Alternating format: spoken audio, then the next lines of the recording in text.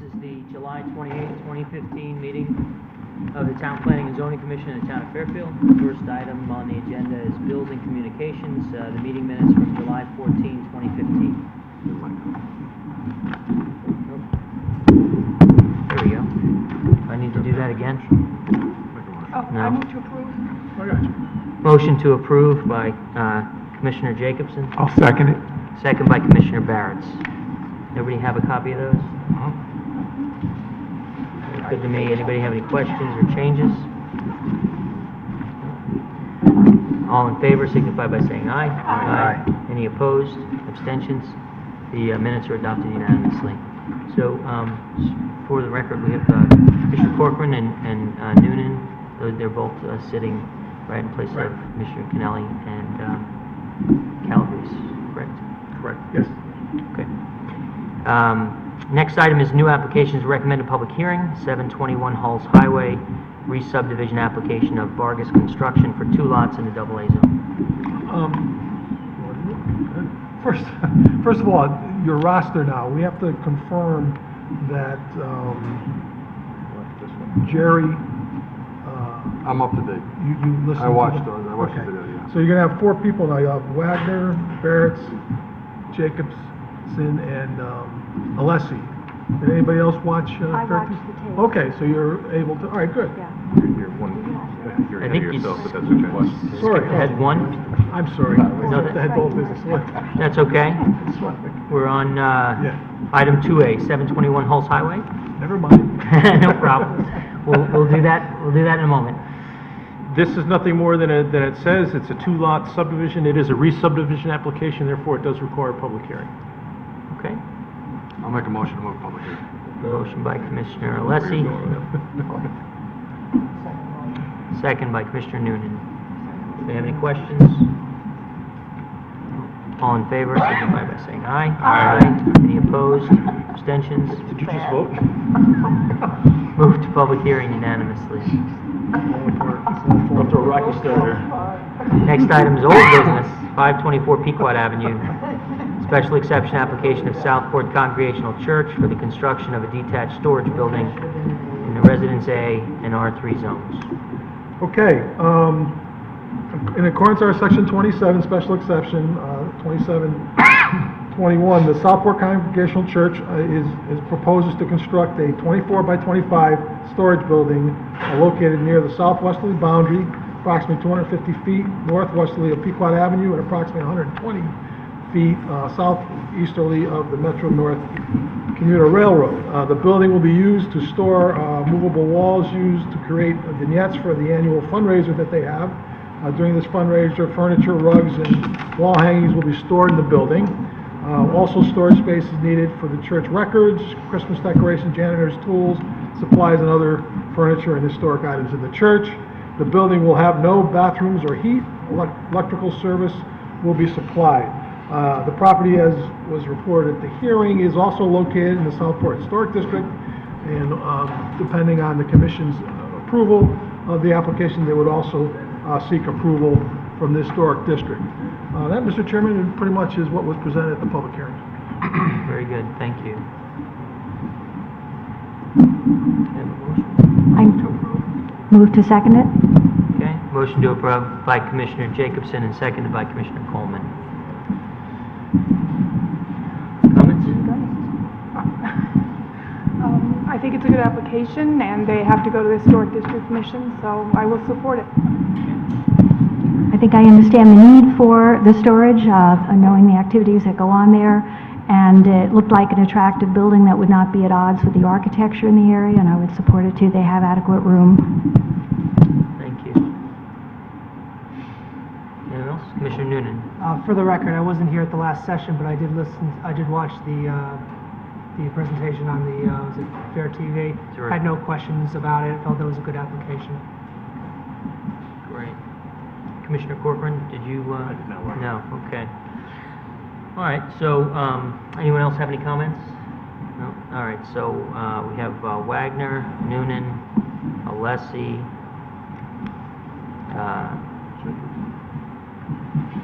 Commissioner Coleman, did you? And Jacobson. Yeah. I did watch it. You did? Good, okay. Coleman. Jacobson, We have a quorum, I Barrett. think. Yeah. So we got 1, 2, 3, 4, 5, 6. Yep. All right, Fine. we're good? Yep. All right, excellent. Everybody know who's voting and who's not? All right. Any other comments? Ready to vote? All in favor signify by saying aye. Aye. Any opposed? Abstentions? Item carries unanimously. Next is compliances, 730 Commerce Drive, compliance application of Steel Shed Sono LLC to establish a retail service off-street parking facility. Okay, this site is on the north side of Commerce Drive between Kings Highway and Black Rock Turnpike. If you know that intersection, there's a traffic light. You've got Rio Bravo Restaurant on the corner. This is the next adjacent site. It's presently a one-story masonry building that houses a concrete testing laboratory. Contract purchaser runs an operation by which owners of classic or high-end cars pay a fee to basically store their car in a showroom-type setting without the showroom windows, but basically a secure place for them to pay a fee to have their car stored. They will do occasional detailing if someone wants that done, or they'll charge the batteries. These are cars that typically aren't driven all that often, but the owner can show up and take it out for a drive when they want to use their car rather than it occupying space in their home garage. So it's a bit of a partial retail service and part off-street parking. Basically, it's going to be a private parking and storage facility for high-end cars. The only thing that's proposed in terms of, it's going to be interior renovations to basically clear out all the partitions in there to make it an open space. And there is a vehicle ramp that they are proposing with an overhead door so the cars can get in and out of the building. But other than that, the exterior of the building will largely remain as it is presently. Very good. Thank you. I have a motion? Make a motion to approve. I second. Motion to approve by Commissioner Alessi and seconded by Commissioner Coleman.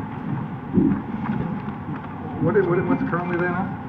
It's a one-story masonry building, and inside it is a company that does laboratory testing of concrete products called 5 Star. Is there going to be a change to the outside of it, or it's just... The only change, there's a set of drawings there is on the easterly side where they're going to put an overhead door for a bay, a ramp, and some, an entry steps and kind of a little storefront door there, but the rest of the building is going to remain essentially as is. It's kind of a dark brown brick building with kind of skinny vertical windows. There's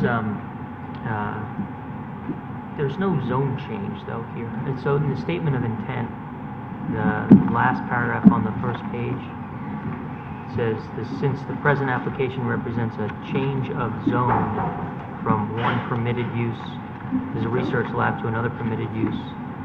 Yeah, blah, blah, blah. I think that's not a typo, but that should say change of use from one permitted use to another permitted Right. use, not a change of zone. There is no zone change That's what I proposed thought. here. Right. And they're both permitted uses in the zone. Yeah, the previous, wanted to make that the clear. existing use is probably more akin to an industrial use. I mean, this was an industrial zone on this parcel until this commission made the change to commercial as part of the Commerce Drive overlay zone. Prior to establishing the overlay, Yeah. certain parcels were changed from industrial to commercial. This was one of those parcels. Right. All right. Good. And then the second thing is that there's no sign plan associated with the application, so they've not put in for any sign. They haven't plan presented plans. any details with respect to signage. So I think any action we take should have a condition of approval that a sign plan be submitted, right? So, you want to amend your motion to? Yeah, I'll amend my motion to, Require a sign plan. I guess, condition require a sign plan, so Mhm. approved by the commission. Mhm. Yeah. Okay. You accept that amendment? Second. All right. Very good. Other than that, it complies with all of our requirements in terms of, setbacks and whatever. The statement in the statement of use is that they're not going to change the footprint. They are going to make some improvements, a ramp, a concrete ramp, and some new grass area and pavement and so forth, but all that's within the setbacks anyway, so. Correct, yeah, the ramp on the new entry stairs are compliant with your setback requirements. Right. So, yeah, and the parking requirements don't change, so it's really not a whole lot to, big issue. Changing the inside of the building, they're not making any changes to the outside except the overhead door on the inside. So- Right. And that's in the parking lot anyway, the inside parking lot. So- Effectively, this is going to look like a, Exactly the same. if you walked in there and had your car there, it would look like a car on a showroom Yeah. floor. Obviously, there's no cars for sale here, it's just a high-end facility for folks that have a high-end car to pay a fee to store their car there rather than having it at home. Are there any employees?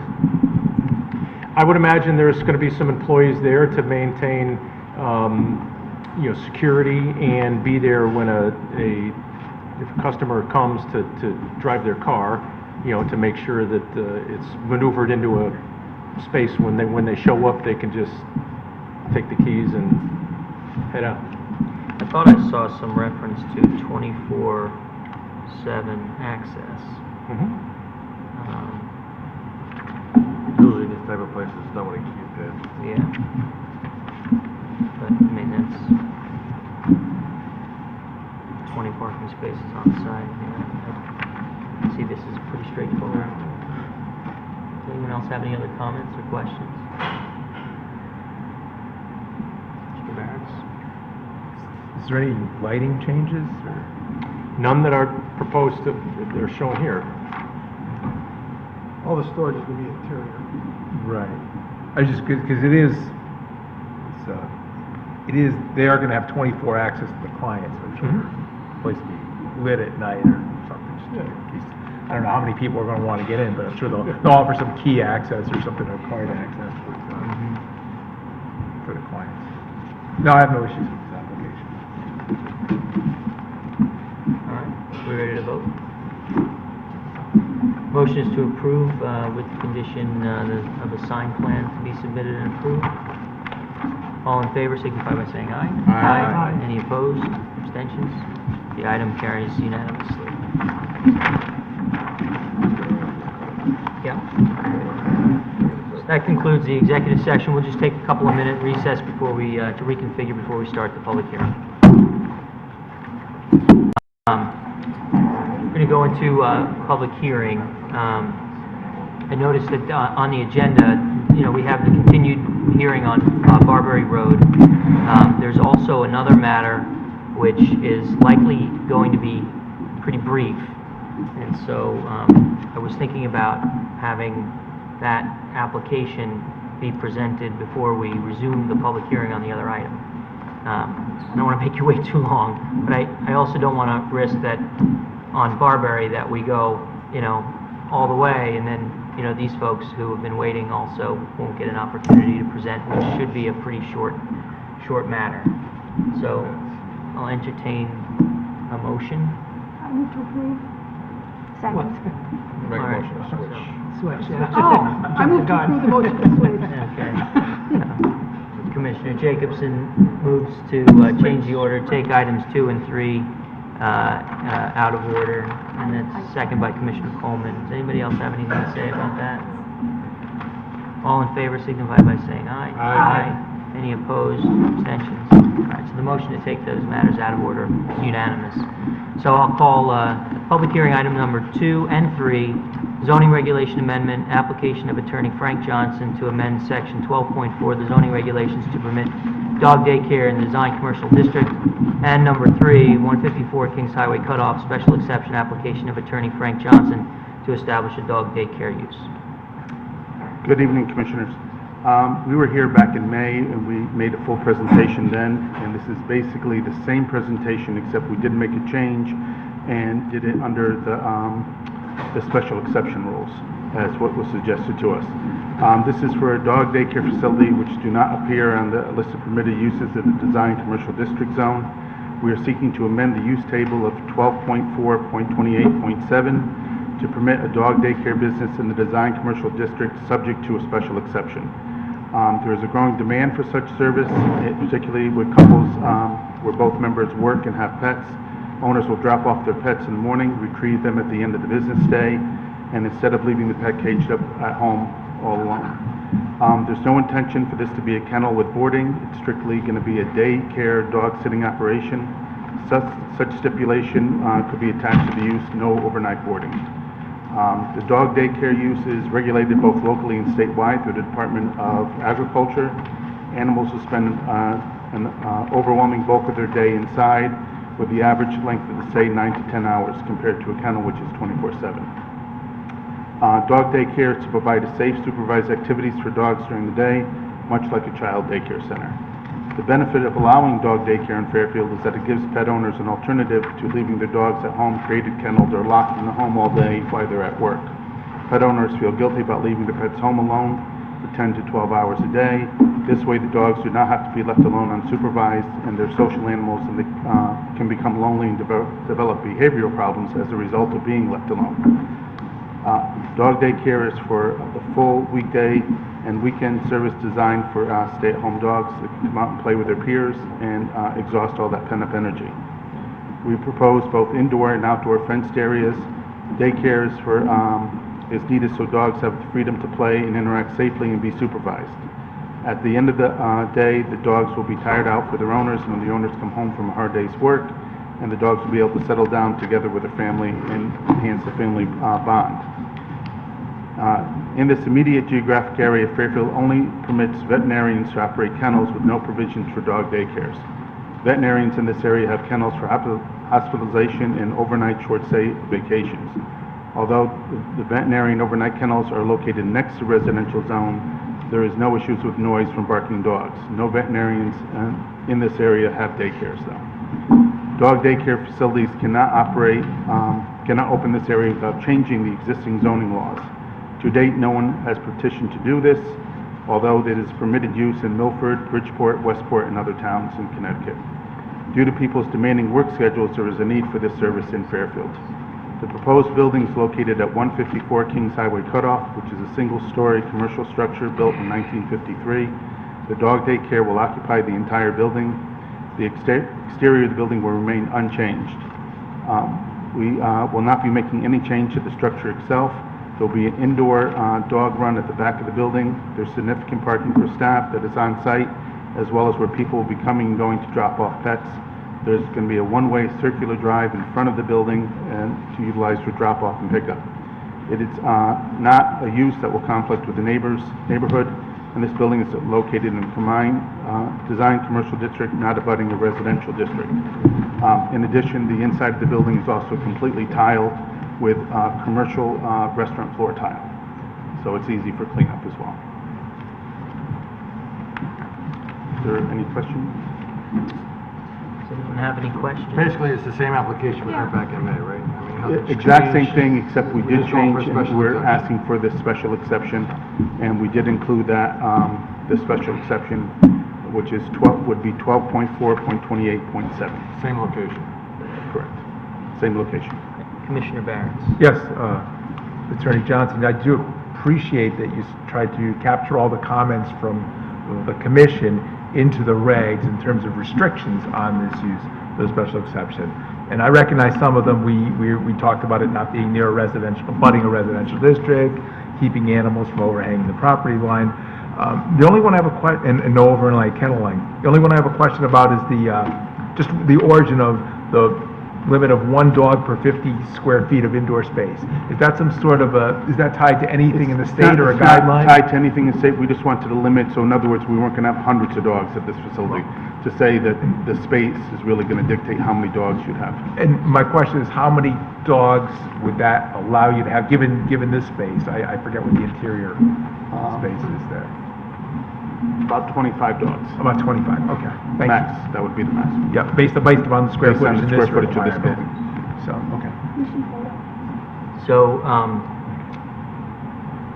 I noticed in the statement of use, you'll be following the American Boarding Kennels Association and doggy daycare professionals' recommendations in setting up the daycare. Correct. And there's also state standards that we must follow with the Right. Department of Agriculture. Do- And they come out and inspect as well. Do either of those standards include a density, one dog per 50 square feet, or other density? No, they don't. Limitations? There is nothing in there? Nothing in there. We added that just so, like we said, so we weren't overrun. Yeah. No, I agree, and I think it's important, and I appreciate Commissioner Barrett's, question in this vein. And I just want to be sure that we're grounding it in something that's realistic, and appropriate. But okay. Commissioner Corcoran. I have a question about the circular drive in the front. Certainly. I was just looking at this map, and by the way, it says it was prepared for the Fairfield Baptist Church. Correct, originally. There's only one curb cut for this property. How do you get? It's actually all curb cut. It's all curb cut? It's all curb cut. Originally, it was a deli, and they had pulled straight in to park in front of the building. But we're not proposing to do that. We're proposing just a circular entrance as a one-way entrance, because the street at that point is literally only one way as well. So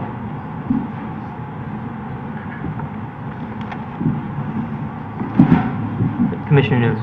Attorney Johnson, I see that you may be asking for weekend use as well. Is that something that's common? that's common on all the dog daycares that are in the state.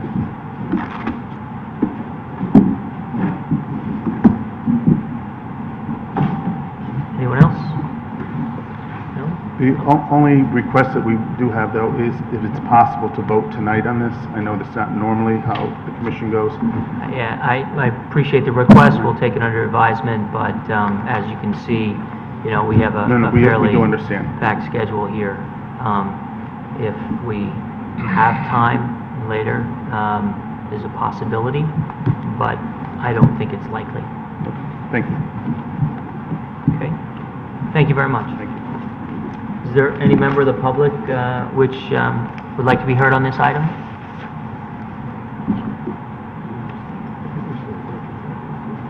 Very quickly, good evening. Lawrence Bocari, Robin Lane in Fairfield. Last year, there were 3,280 dogs registered in the town of Fairfield. I, for one, would appreciate the chance to house my pet during the day when I'm away and not having to drive to Milford or Westport to do it. Occasionally, I do have to work Saturdays. I would appreciate if it was open on weekends also. I think it's a reasonable request. It would benefit the town, increase the tax base, and it's a good use of the property. So thank you for your time and consideration. Thank you very much. Anyone else wish to be heard on this?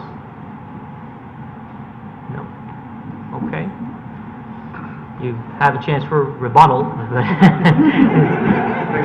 There were some letters that were submitted as well. Yeah, we did. We got all of those. Very good. All right, great. Thank you very much. So I'll close the public hearing on this item. Next item is 309 Barbary Road, special exception application of the American Institute of Neurointegrated Development, Inc. to establish a school and offices for charitable institutions in an existing building in the AA zone. This is continued from 7/14/2015. Mr. Chairman, before I start, that was my letter with the typo on the Commerce Drive application. It's my penmanship. I apologize. Thanks. My I just wanted to staff confirm. struggles mightily. Right. Mr. Chairman, members of the commission, for the record, my name is Bill Fitzpatrick. I'm here tonight representing the applicant AIND. I would like to state some facts for the record and have Michael Galante, if you permit, submit some documentation quickly prior to the public comment period so the commission and the public will have the benefit of this information. We heard the commission's questions as to the number of students, resulting trips, and we have reviewed and modified the student education model. The next steps school day will be a single session starting at 10 a.m. Let me just, I need to just stop you there for a moment. Yes. Because we did close the applicant's submission at the last hearing. We did tell everyone that we would open the public hearing on this item with public comment. All of those folks waited patiently and prepared their remarks based on the record and the information that was presented at the time. And I understand that you would like to submit additional facts and perhaps clarify some things that were said at that point. I think that is properly the subject of rebuttal. You know, the thing that I'm hesitating about is that, you know, if we now are changing, you know, hours and caps number of students and things like that, which we've talked about, you know, during your presentation, you know, that may throw a little bit of a monkey wrench in what the public's has considered over the last, you know, 2 weeks or more. And I think it's only fair to let them say their piece, and, you know, to the extent that you rebut their comments in you know, in your rebuttal, you're free to do that. But My effort, Mr. Chairman, was simply to provide additional information for your benefit and the public. If you'd like me to do so in rebuttal, so be it. Yeah, I think that's the way to go here, and you know, they've waited. It's their turn, and you know, I think that's... Thank you very much. All right, thank you. So, public comment on Barberry. Everyone that's here that wants to speak will have an opportunity to speak. Just ask to keep your comments germane to the application.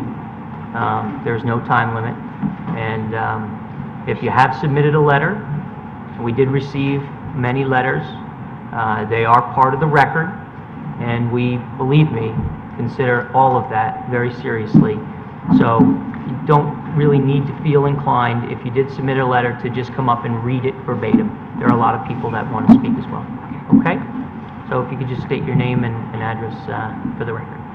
Good evening. My name is Bonnie Zigmond, and I have lived on Juniper Lane for 32 years. I am here to voice my opposition to the American Institution for Neurointegrative Development's special exception application for 309 Barberry Road building. In my opinion, I do not believe Attorney Fitzpatrick's statement that this application has met all requirements for special exception to be true.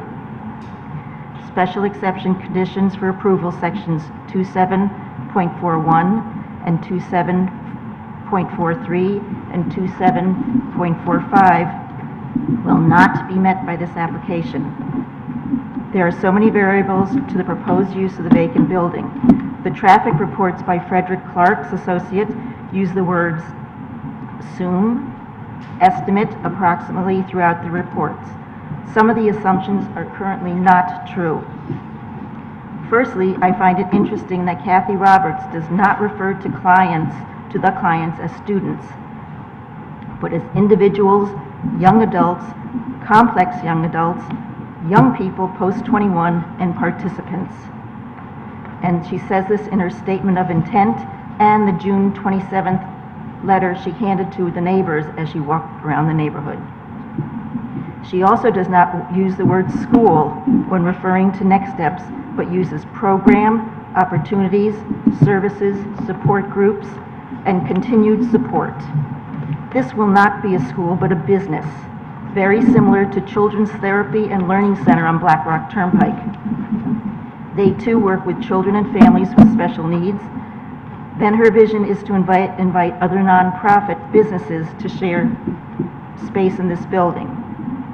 Businesses, whether profit, not-for-profit, or nonprofit, do not belong in a AA zone. I would like to address a major issue in my neighborhood right now, which is traffic.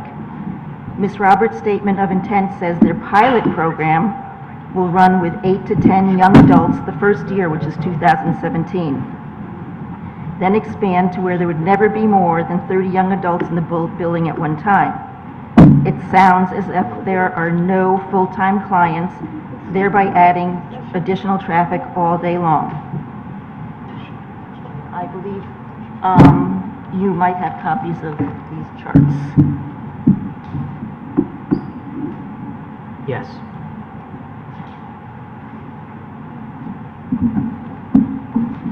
did a traffic study or count on July 9th in the morning, peak AM traffic, and I counted 164 vehicles entering and exiting the Juniper Barberry Road neighborhood between 8 AM and 9:30 AM. 127 cars and 37 buses, vans, or livery cars that went through my neighborhood in 90 minutes. My count does not include traffic that is generated by the neighborhood parents during the school year when they are dropping off their children at local schools, as schools are currently closed. Those numbers are included in Clark Associates reports, as they were recording during the regular scheduled school year. Morning public school traffic would add approximately 24 more vehicle trips through the neighborhood, 18 additional outgoing, that's parents dropping the children off or starting their day, and 6 returning back into the neighborhood. I used Clark's numbers on page 19 of their traffic study to arrive at the 24 additional peak AM trips through the Barberry Road, Juniper Road streets during the calendar year. That would bump up my actual count, peak morning cars, to 188 before we even add next steps. If my memory serves me well, I believe the gentleman who presented the traffic studies at the July 14th meeting stated there were approximately 100 traffic trips generated by Giant Steps in the morning, and the next steps traffic would be an additional 20 trips in the AM. According to the Clark study right now, there are already 118 vehicle trips going through the Giant Steps gates in the morning. I'm going to move on to the next step. If you use Ms. Roberts' numbers of 30 clients versus Clark Associates' 10 clients, that would be 60 vehicle trips, 30 in and 30 out peak morning.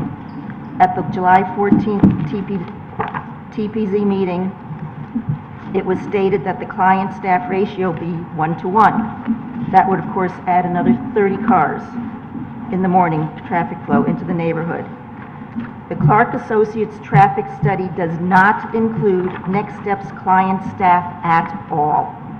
Only clients and the nonprofit staff. Then there are the proposed nonprofit personnel. Office staff for the nonprofits are stated as 6 in the traffic study. Was it stated there would be 4 per office at the July 14th meeting? Another 24 vehicles coming in for the nonprofits. There will be extra traffic generated through the weekend as stated on page 32 of the Clark Associates traffic report. That will be something completely new to our neighborhood. I'm not sure what Ms. Roberts is envisioning that would create weekend traffic. Most of the buses or vans currently transport 1 student to Giant Steps. I do not believe that the buses will carry 3 clients into Next Steps as used in Clark Associates report. If I use that number to calculate Giant Steps daily enrollment, that would put their self-imposed number of 40 students as way understated. Then there's the additional traffic not included in the study. There will possibly be nonprofit clients, that's page 3 of the Clark Associates traffic impact. That number is completely unknown. Professional observers, guests, don't know. Cafe staff, security personnel, and custodial staff.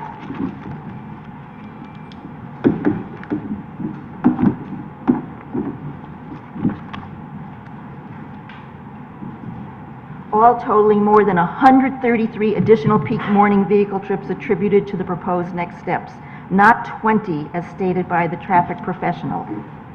Add this to the existing 164 actual vehicle trips from my study, plus the 24 additional vehicle trips during the public school calendar, and that's a whopping 321 vehicles trips through Juniper Lane, Barberry Road in 90 minutes morning peak. Juniper Lane and Barberry Road cannot support this amount of traffic. If I use an expression, what goes in must come out, to refer to traffic in my neighborhood, that would mean another 321 vehicles sometime throughout each weekday. 642 plus vehicle trips daily, Monday through Friday. This number should be higher to reflect all the miscellaneous trips. in and out of my neighborhood by delivery trucks, neighbors going to and from work off-peak, errands, friends stopping by, and retirees who go fishing. How can the street serve this proposed special exception application be adequate to carry the projected volume of traffic? And just an observation, there are 46 to 49 parking spaces on the drawings, which seem understated for the number of workers that I have concluded on the chart. I have a list of questions that I hope will be answered this evening. What is the weekend use of this building by any of the occupants, not just next steps? What are the intended office hours of the tenants? If a special exception is approved and this business plan fails, what type of ventures, including but not limited to businesses, whether retail, wholesale, for-profit, not-for-profit, or non-profit, manufacturing, research, will the proposed special exception allow? What are the expected numbers of invited professionals who will observe and/or do research? How many clients will the nonprofits have adding to the use of the property and roads? These numbers will all increase traffic over Clark Associates' original estimates. What will the outside events area be used for? This area is showing on the property layout maps. Thank you for hearing my concerns regarding traffic and my opinion saying that the use of this building will not be a school, but a business, and that businesses do not belong in a AA zone. Please do not grant a special exception for this building, as all this traffic will affect our quality of neighborhood life. In my opinion, this application does not meet the special exceptions conditions for approval sections 27.41, 27.43, and 27.45. Thank you. Thank you very much. Is anyone else? Next. Hello, my name is Greg Berg. I've been a resident of Barberry Road for 17 years. I've been a resident of town for even longer than that. I'm here to speak against the special exception request from AING Corporation. Just give everybody a little background. Before Giant Steps was opened, it was a very quiet road, simple cul-de-sac, 35 homes. Very few cars on the street, lots of kids playing on the road, riding bikes, skateboards, all that type of thing.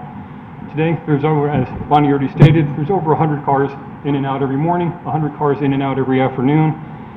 Maintenance trucks, maintenance vehicles, service trucks in and out all day long.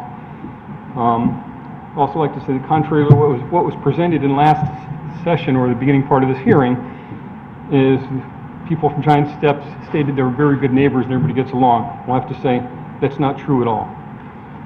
The employees and clientele of Giant Steps speed through the neighborhood constantly, driving recklessly, texting, speeding, tossing garbage out the windows, and showing a complete lack of respect to the neighborhood. When you motion to the people to please slow down, it's usually met with an obscene hand gesture. It's not uncommon. So this business called Giant Steps and the American Institute for Neuro-Integrative Development has had a huge negative impact on the neighborhood. Kids can't play in the street at all anytime during busy times, which is pretty much all day long now. Some residents will not even go out to walk their dogs if you're being hit by speeding cars and vans. It was reported there's no reported accidents to the police, but there have been a lot of issues. One woman was nearly run over when a car delivering kids to the school skidded out of control into her yard, destroying her shrubs. She dove out of the way so she wouldn't get hit, and she was left lying on the road. Of course, nothing was reported to the police, according to the traffic study. People trying to sell their homes have been told by realtors that people are not interested in buying the houses on the street because of the level of traffic. Residents have complained in person to the school over the years about the poor driving habits, but have been met with deaf ears and denial. Giant Steps now says they've never had a complaint from the neighborhood. This is simply not true. We have had dealings with the police. The police have installed the electronic speed limit sign on the road that tells your speed when you're coming down the hill, and it does slow traffic down. But when the traffic sign is gone, the reckless driving returns. I'll say that yes, Giant Steps is a nonprofit, but it's a nonprofit business. Just like any other business, they have customers in and out, they have clientele in and out. The difference is they don't pay any taxes, but they do use all the services of the town. Giant Steps was approved in 1993, and the neighborhood was promised no more than 40 enrolled students. well, they interpreted that as no more than 40 students in the building at any one time, and we don't know what the total number of students enrolled in, but I'm sure it's a lot more than 40. We also promised no vehicles parked or stored on the property overnight. That has not been true.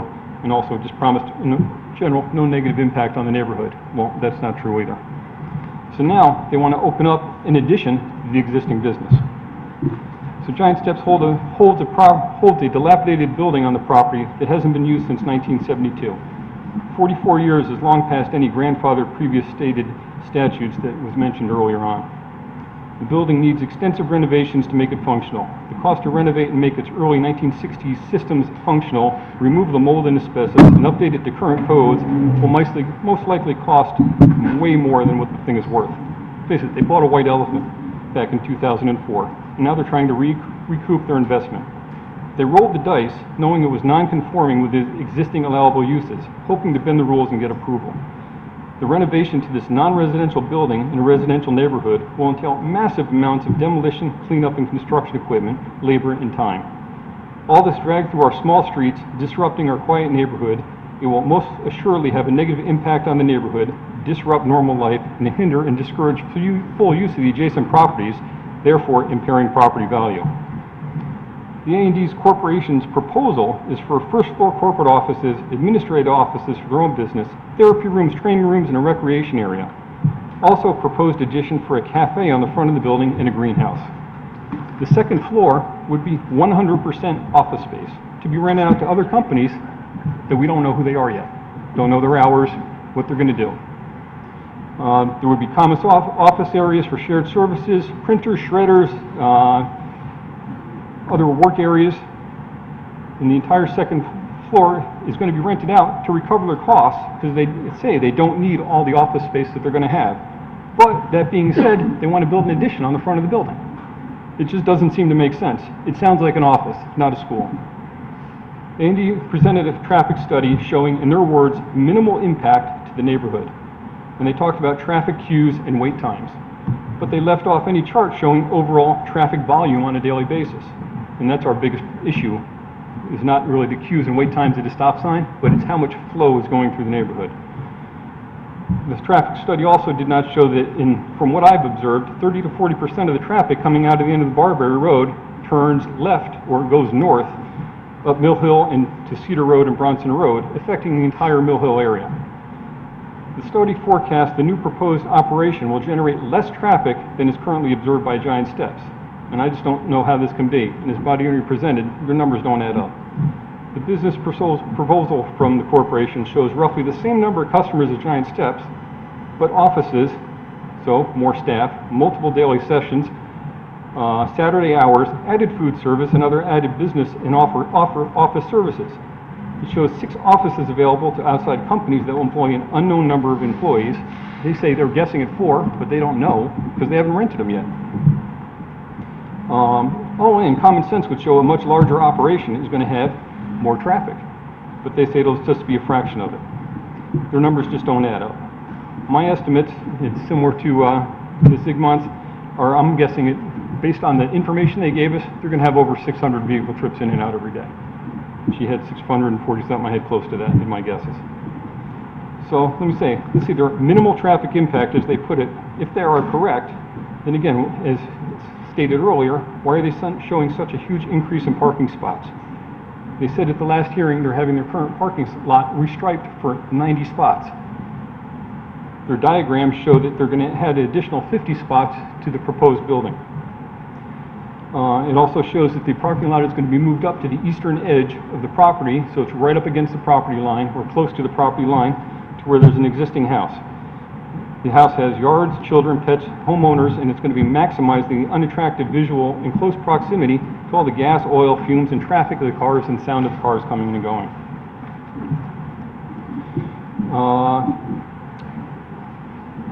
The entire property up there is surrounded by a town-protected conservation land and protected wetlands.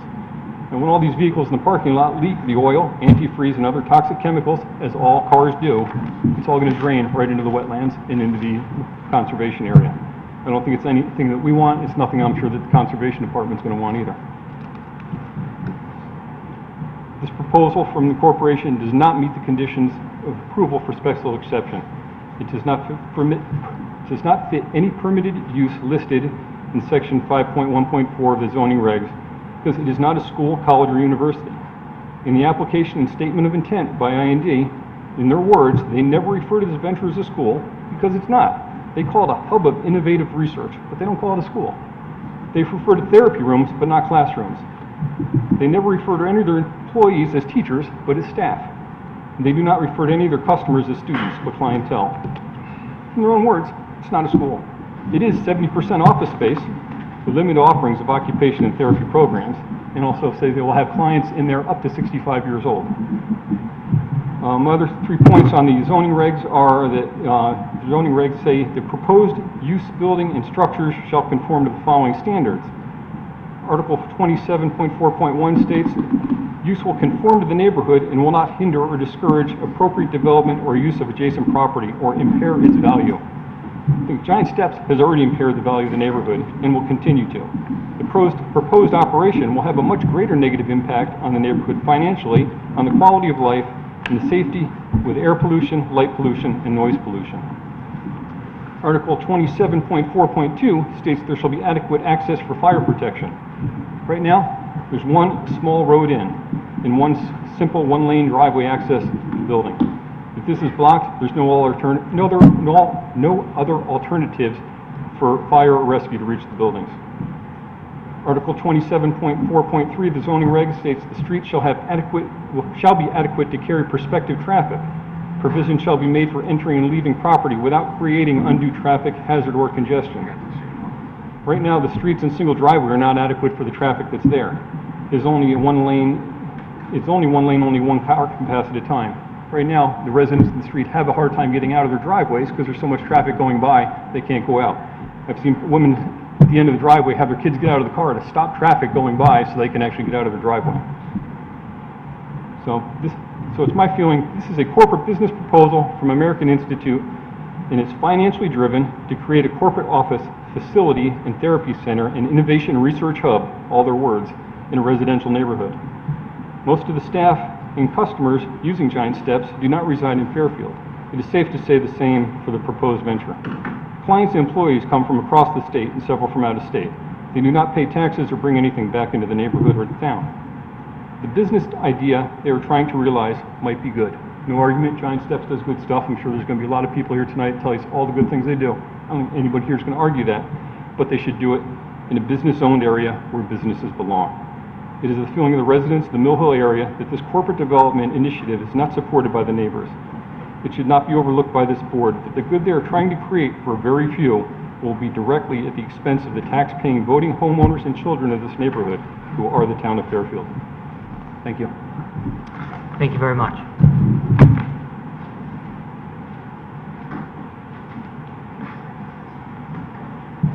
Hi, my name is Lori Cawley, and I'm from Norwalk, Connecticut, and my son is a former student at Giant Steps. With all due respect to what we've just heard, I respectfully acknowledge that. I'm just here to give my personal experience with the school and hope that you'll pass this motion. And I thank you for the opportunity to speak to you tonight. My son Jack is a successful graduate of the school, and thanks to Giant Steps, he's doing quite well in the community in Norwalk and has a job and works for Peapod and fills orders and contributes to society. We found Giant Steps to be a quiet, nurturing, calm, small oasis in an otherwise busy and confusing world for our students. It's invaluable and much needed, and I know that's not the argument. You know, it's a difficult job you have ahead of you, and I trust you will make the right decision. My son will benefit greatly from this facility, and it's much needed, and I urge you to vote for it. Thank you. Thank you very much.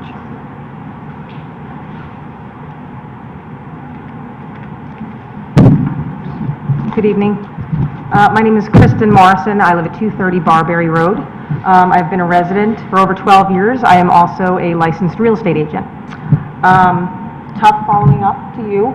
I just want to go on record here saying that we are not bad people. We think... Totally understand that. I'm just saying it. But we are not bad people. We think that the school does great things. We really do. It's just we need to tell our side and the tough things that we have to go through. I have 3 young children, and it is unbelievably difficult to have them go outside and play. My concern here mostly today is that we're looking at something that's potentially going to be built. We already have a current problem with the traffic right now. We're not trying to shut down the school.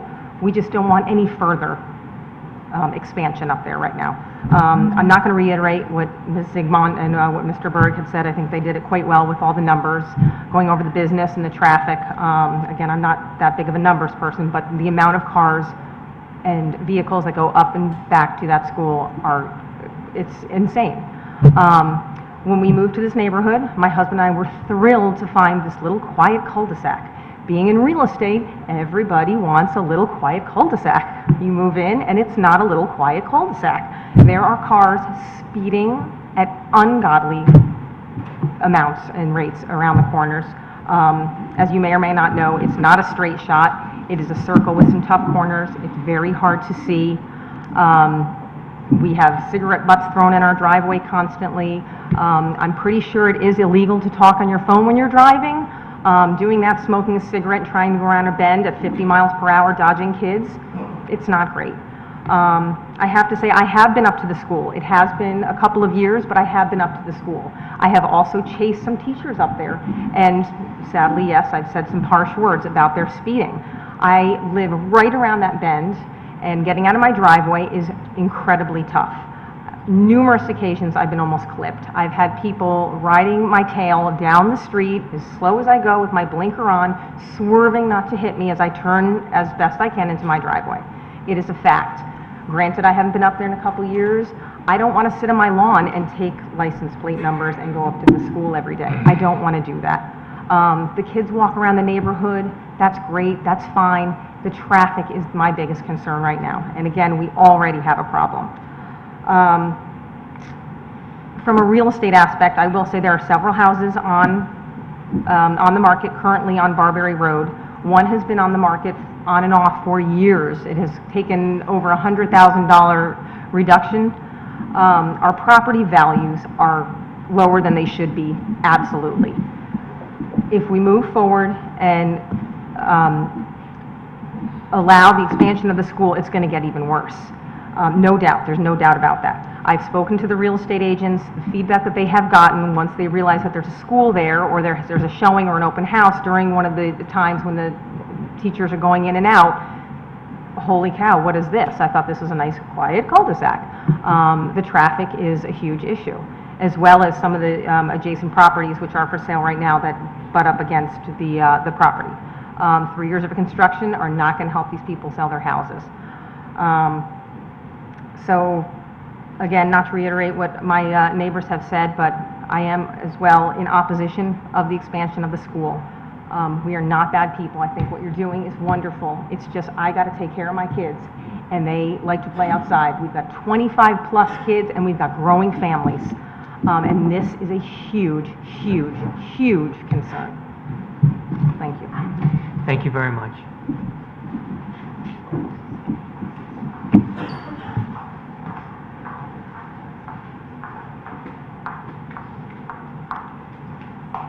Hello, my name is Audrey Beauvais. I live at 136 Barberry Road, and I've lived here for the past 21 years, and I've been a lifelong resident of Fairfield. I first want to start off by saying I appreciate the efforts that Giant Steps and Next Steps are making to help the vulnerable populations. I think they're doing a tremendous job, and certainly their efforts are needed. My concern, however, I have grave concerns that the proposal presents an undue hardship for the neighbors and for those of us in the neighborhood for several reasons, and they've already been eloquently mentioned by Mr. Berg and Mrs. Zigmant and Mrs. Morrison. But again, it's property values. Number two is the safety concern, and that is my biggest concern, just as Mrs. Morrison's. In the time that I have been here, in the 21 years, the traffic has increased exponentially. We are on a residential road that has one access to the school. Traffic is tremendous, and even in the summer hours. And that didn't used to be the case before, so I don't know what's happening with the traffic patterns there. And that's not even including the expansion that we're talking, the recommended expansions. And while I appreciate the school's effort to slow down traffic these past 2 weeks by standing outside of our homes and hand signaling drivers to slow down, it's done little to help given the sheer volume, the sheer numbers that we have. And just an anecdotal example from this morning, at 8:20 this morning, I'm getting ready and I'm walking the dog. I had to jump out of the road twice not to get hit by the cars going down, and that was with somebody slowing them down. I had a neighbor who was backing out of her driveway, and she was almost hit by a car coming down the road, and that was with somebody slowing down traffic. This is before we're even talking about any expansion. So although I appreciate their efforts, safety is a huge concern for us. And again, I appreciate the efforts, but I hope you'll take it into consideration because it's already affecting our neighborhood. Thank you. Thank you very much.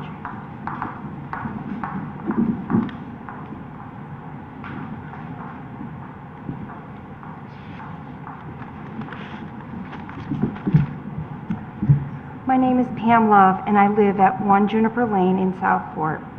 My husband and I have owned this home for almost 18 years. I would like to express my concerns over the special exception application of the American Institute for Neurointegrative Development Incorporated to establish a school in an existing building in a AA zone. I would like to first explain that we are a small neighborhood comprising of Barberry Road and Juniper Lane with no sidewalks, and only Barberry Road allows traffic in and out of our neighborhood. We also have blind curves within this neighborhood. This application also impacts Mill Hill Road, Mill Hill Terrace, and other nearby streets. In our small neighborhood, we have more than 30 children who live in our neighborhood, including many babies and young children in strollers. We have grandchildren who visit often, and we have elderly residents, including some in wheelchairs, who enjoy rides around the neighborhood. We also have many residents who walk their dogs along the streets of our neighborhood, children who walk to bus stops. Our residents enjoy running and walking in the neighborhood. Since Giant Steps School has opened in our neighborhood, the amount of traffic has increased dramatically. Speed, traffic flow, and the quantity of traffic generated by Giant Steps School have been issues from day one. Please understand that each child for the existing school is transported by a minibus or by a car service from their school district. The proposed expansion to include an additional 17 staff members, 30 students, which based upon the age group of 22 years old and older will require individual transportation. 24 nonprofit company employees, delivery trucks for office supplies, food deliveries, etc., will greatly impact our small neighborhood. Per the traffic study presented at the last Planning and Zoning meeting, their study indicated that 89 out of the 121 vehicles were for Giant Steps as of last February. Based upon the traffic study testimony, it is my opinion that the analysis did not include long enough hours to actually capture all of the traffic. Please note that it is difficult to walk on our small roads during school hours due to the traffic from Giant Steps. It is completely unimaginable how traffic volumes could increase to potentially an additional 71 to 95, or as some of the neighbors have testified, even higher, including delivery trucks. Traffic flow will be throughout the day, as the plan is for morning and afternoon sessions, as was testified to last session. It is unclear if any activities will take place on weekends or evenings, but in some of their reports, it has indicated that. In addition, the nonprofit companies will have visitors or deliveries contributing to more traffic. Please note that the traffic lines up and blocks up our streets regularly. Buses often park on the road while running their engines and waiting for their pickup time in front of private homes. Speed is often an issue, both for our neighbors' safety and for the children being transported. It is difficult to walk and even drive on our small, narrow roads with all of this traffic congestion. While I truly believe Giant Steps does amazing work with their students, their expansion would adversely impact our neighborhood. I would ask each of you to come and visit our neighborhood and walk the streets, especially when the traffic is coming in and out of Giant Steps, so you can fully understand the impact. Please understand that during the summer, the school is not operating at full capacity. So what you see this summer is not the actual picture we experience all year long. Thank you. Thank you very much.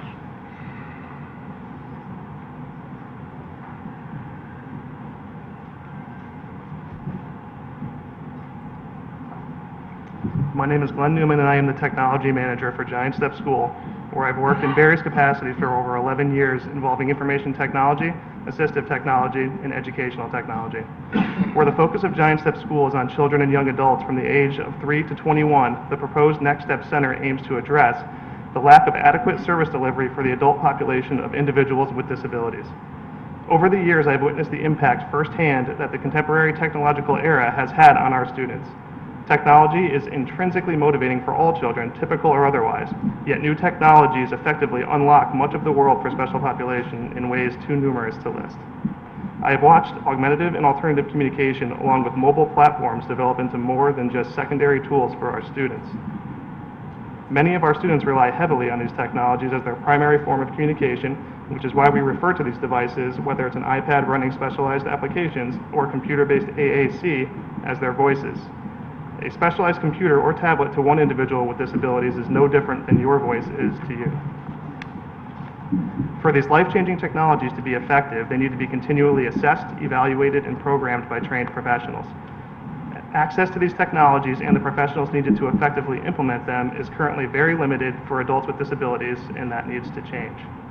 As these individuals approach the critical age of 21, where many services become less available, if they are even available at all, the Next Step Center would aim to fill some of that void, not only in practice, but as a model for other facilities where adults with disabilities can still receive professional services, not only in the realm of technology, but in a multidisciplinary professional environment. This is a rare opportunity for every one of us to be at the forefront as pioneers. Thank you. Thank you very much.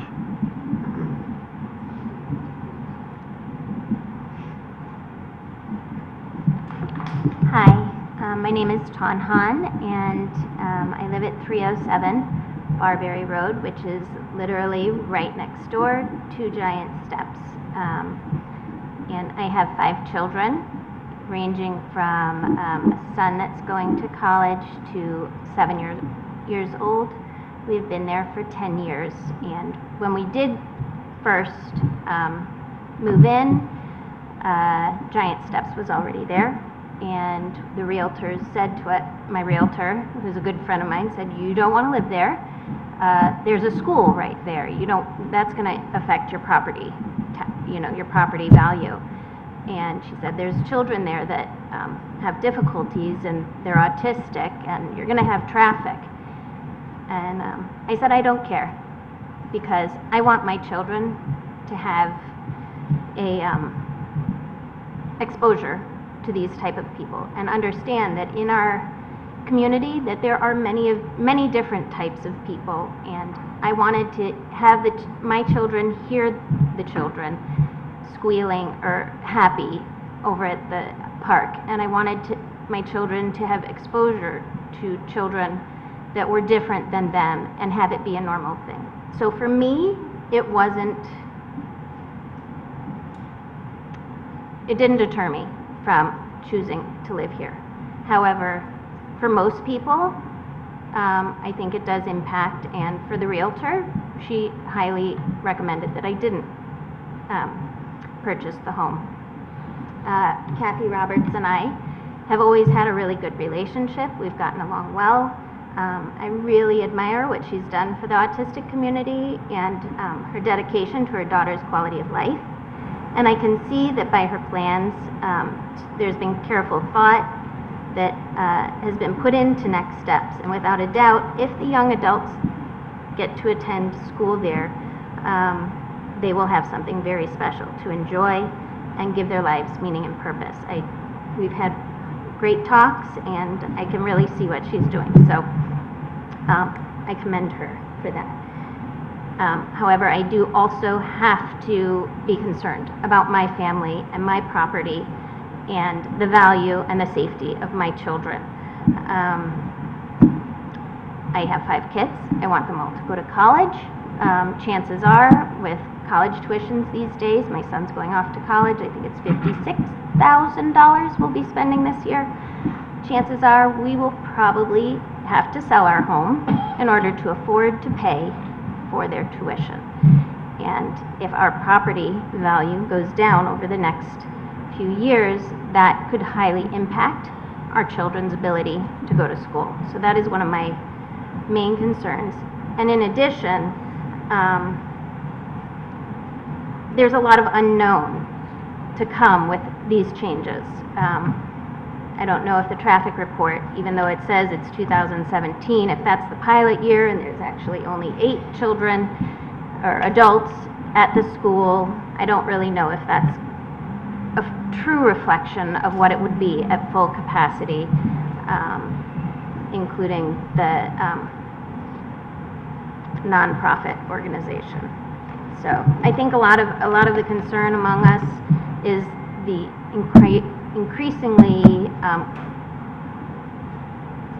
just the increasing worry for the safety of our streets, and really knowing if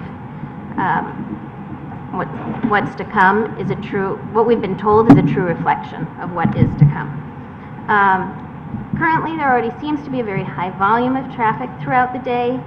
There are times that the traffic is so heavy that I have actually had to get out of my car or have my son get out of the car and stop the traffic and ask them, please, let me get into my driveway so that I can park and get home, because the cars just kept coming.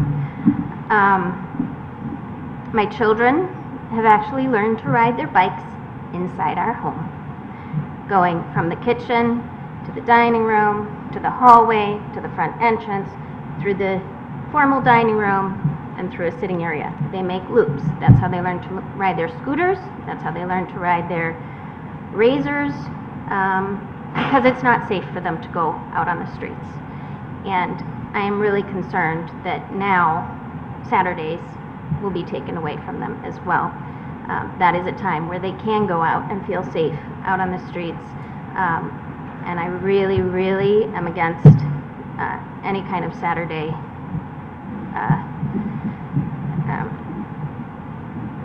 open to that end of our street. Let's see. I'm also curious about the traffic data, whether the school was at full capacity on those days. That was a time where there was poor weather and people are coming from far areas, and I'm unsure that it was a true representation of what a typical attendance would be like.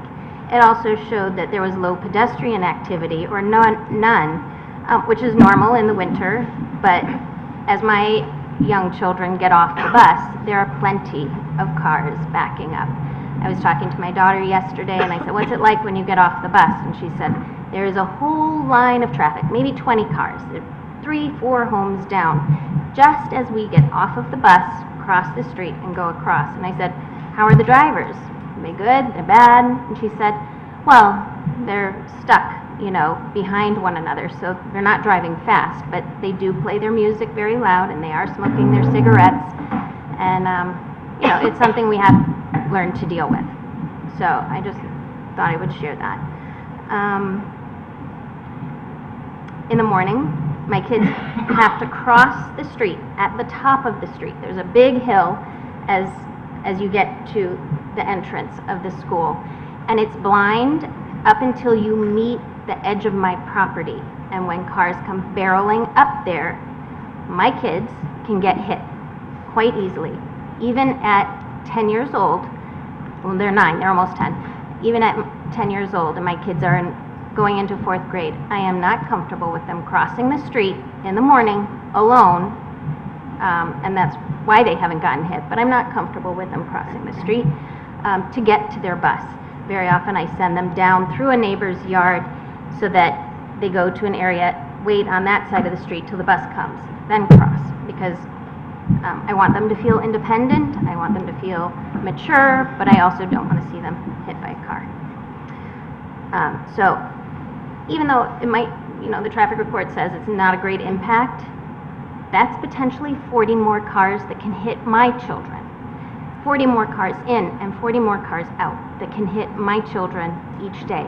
And to me, that's a huge concern. The school's peak hours are actually our school's peak hours too, which creates a bit of an issue.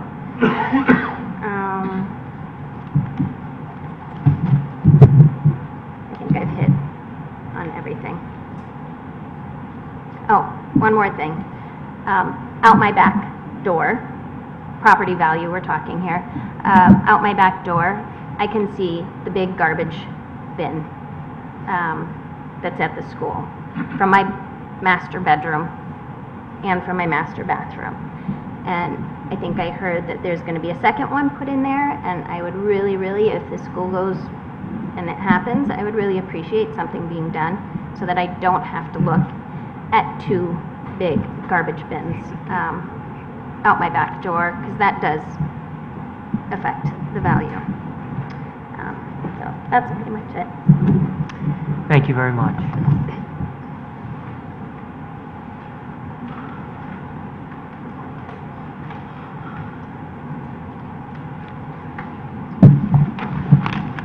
Hi, my name is David Chaburo, and I live at 259 Barberry Road. Thank you for the opportunity to speak in front of you. So, as I mentioned, I am a resident of the neighborhood, and definitely have some concerns with the upcoming proposal. I don't want it to be lost, and I want to start out with, and I speak for my family, that I don't want it to be lost, that we do commend and appreciate and praise the work that is being done at Giant Step School and the ambition to, potentially do more work. But that's not the reason that I'm here, and not the reason that I'm speaking. When we were here last meeting 2 weeks ago, we did hear about the traffic study. We also heard about the great work that they're doing. We saw a video. I think the entire second half of that presentation, we all agree is something that is commendable, but that's not the issue with the reason that we're here and the reason that we object to the expansion of the school. So with the expansion, and my understanding is that there is a proposal to renovate an abandoned building, and a building that has been abandoned for more than 40 years. This expansion will result in the addition of new employees, new students, and new nonprofit organizations and employees, cafeteria services, workers, deliveries for those cafeteria services, and the residents of the neighborhood do have a shared concern with this plan, and we would like to do what we can to work towards preventing this from moving forward. The concerns range from many different aspects, from economic to tranquility, and most importantly, safety. I've provided a few bullets that I'd like to just sort of read through. I typed this up in an email, so as I read through it, I'll try to make it pertinent for this forum. So with the building renovation, the concerns are truck traffic, debris removal, equipment, dust, debris. There are many unknowns about this building, whether it's potentially contains asbestos, mold. With all this work, there will be increased noise, there will be speed. We already, outside of the speed issues that we're dealing with the faculty, we also know how delivery drivers drive through our neighborhood. We have children who like to ride their bikes outside and skateboard, and everything from a UPS truck to a teacher driving by on her cell phone is a hazard for that. Also, on top of that, we have safety concerns with increased volume of people in a neighborhood. There are increased concerns with crime and things along that line, and traffic. We listened to the testimony, and out of 120 cars with the traffic analysis, if we're to take that at face value, out of the 120 cars, 89 of them which is 3/4 of the traffic, is already making up the traffic on the street. So if we move along to the school, a lot of things that we talked about that were cause for concern are the fact that there's going to be 95 parking spaces, which wasn't clear. It was 95 parking spaces with the potential for an additional 45 spaces. This is added employees, added students. A lot of these students need to be driven in. So as you know, and like some of my fellow neighbors have expressed, I do urge you to visit the neighborhood. With it being a cul-de-sac, there is one way in and there is one way out. So every one of those drop-offs and pickups result in a minimum of 4 trips up and down the street. What also was not clear was the 30-student limit, whether that was a total limit, but it seemed that we actually got to the point that it was 30-person limit at a time. So if some of the students were attending only 2 days a week, there could be 30 students during that period, another additional 30 students for an additional 2 days a week. With the addition of nonprofits, not only would there be increased traffic patterns outside of the normal timeframes that we see now with the morning drop-offs, the pickups, lunchtime, but you're also going to see employees leaving for lunch. Potential deliveries to the neighborhood, people, potentially ordering subs, pizzas, the cafeteria services that needs to be restocked every day. Those are, I'm assuming, trucks, potentially refrigerated carrying, and just more people that live outside the neighborhood that are entering into our neighborhood and might not have the same knowledge of the turns, the speed, the people, the children playing, and the patterns that and the tranquility that we like to enjoy. So with that, there are the added parents, the added buses, the cafeteria service, workers, delivery, traffic, speed, garbage. A lot of people mention cigarettes. I have to mow my lawn and sweep my driveway every week, and I'm always picking up cigarette butts. And I can tell you that it's not coming from the residents who live on the street. But if you stand outside, you will see a lot of the teachers are driving by, or assume faculty, driving by, smoking cigarettes, or talking on their cell phone, or both. And it's a concern.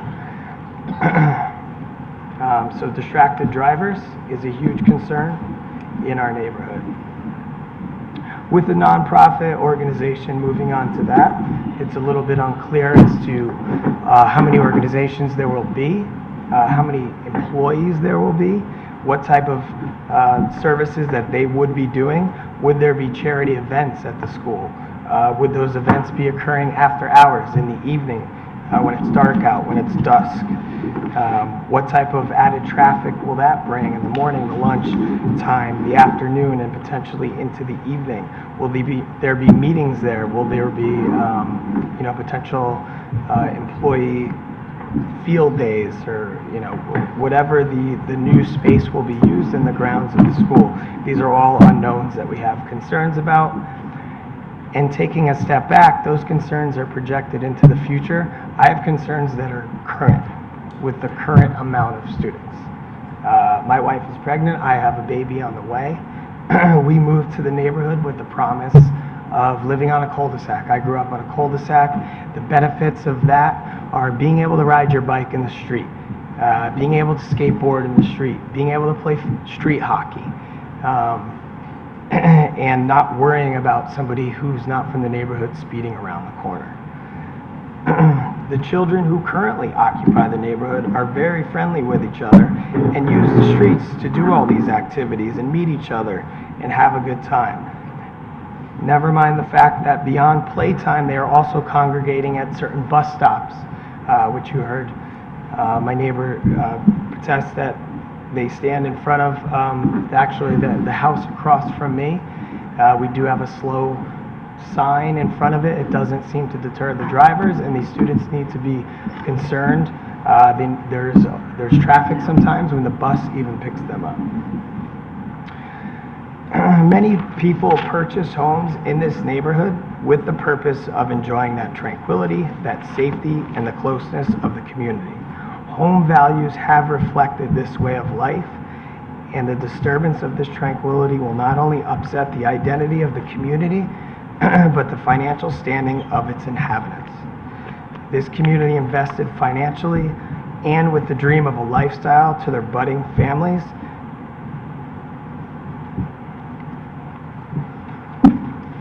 Traffic is already dominated by 3/4 of the school, and this will only raise that percentage to unsustainable levels. There are sharp turns and foliage creating blind corners. The residents are aware and respect this, but it changes with the addition of outside traffic. So we have many concerns with our growing families, and while we did learn about all the great things that the school plans to do with children and young adults, we have concerns with our children, and that is our main concern, and I appreciate your time. Thank you very much for your comments.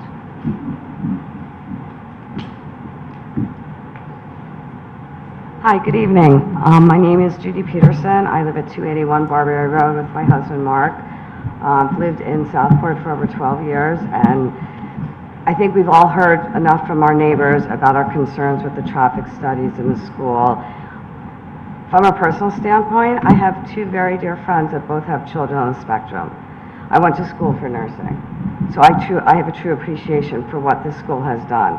I work from home on Fridays, and I see the teachers walk the children through the neighborhood, which I have for 12 years. My concern is double-fold. I'm going to make this very simple and quick. I fell in love with Southport, and I tried to figure out at a young age how I was ever going to be able to afford to live in Southport, Connecticut, because I thought it was such a beautiful, small village, different than anything I'd ever seen, and I did have grown up in the Northeast. I put a lot of money into my home. When I bought my home, it was a small, outdated Cape. My husband and I both work. We have 3 elderly dogs and 2 children. I am no way near going to be ready to retire anytime soon, although I know I look so much younger than that, right? Just to lighten things up. So I think all of our neighbors have expressed the concerns about the traffic. I too will tell you, I've noticed since our last meeting that the buses and cars have been driving very slowly through the neighborhood. In fact, I think it was last Monday for the first time in 12 years, one of the teachers actually stopped to let me pull out of my driveway to go to work. That has never been the case. So clearly, there was a statement made at the last meeting which perpetuated someone standing there and slowing down traffic. I've seen this neighborhood grow where, unfortunately, elderly families have passed away and younger families have moved in. And a lot of people have updated their homes, and it's a neighborhood where now I'm seeing, kids that were 2 are now, as Tom's son is going away to college. It's a place that I want to live, and I want to retire, and I want to be able to know that the money I'm putting in my home to keep updated will be there for me when my husband and I are ready to retire, and we can no longer afford to live in the state of Connecticut. So without going through all the other issues that everybody's clearly brought up in all the studies, I am a commercial insurance broker, so I do know a lot about insurance from a property and casualty standpoint. My concern is the zoning. My concern is, what if the state all of a sudden decides to stop funding the school? And now we've got a secondary school or a facility that's got a different zoning. Are we going to end up with a mini mall in our backyard? Why hasn't anybody addressed the fact that if this is to really be considered, why can't there be another exit and entrance out of our neighborhood? I'm not suggesting that, but simply the fact that we only have one entrance and exit into our neighborhood is unacceptable. We can't handle the overflow of the traffic. So, again, from an emotional standpoint, I truly respect the work and what's been done for these children and the innovative thought process going forward. But from my heartfelt standpoint, it just does not seem feasible. Thank you. Thank you very much for your comments.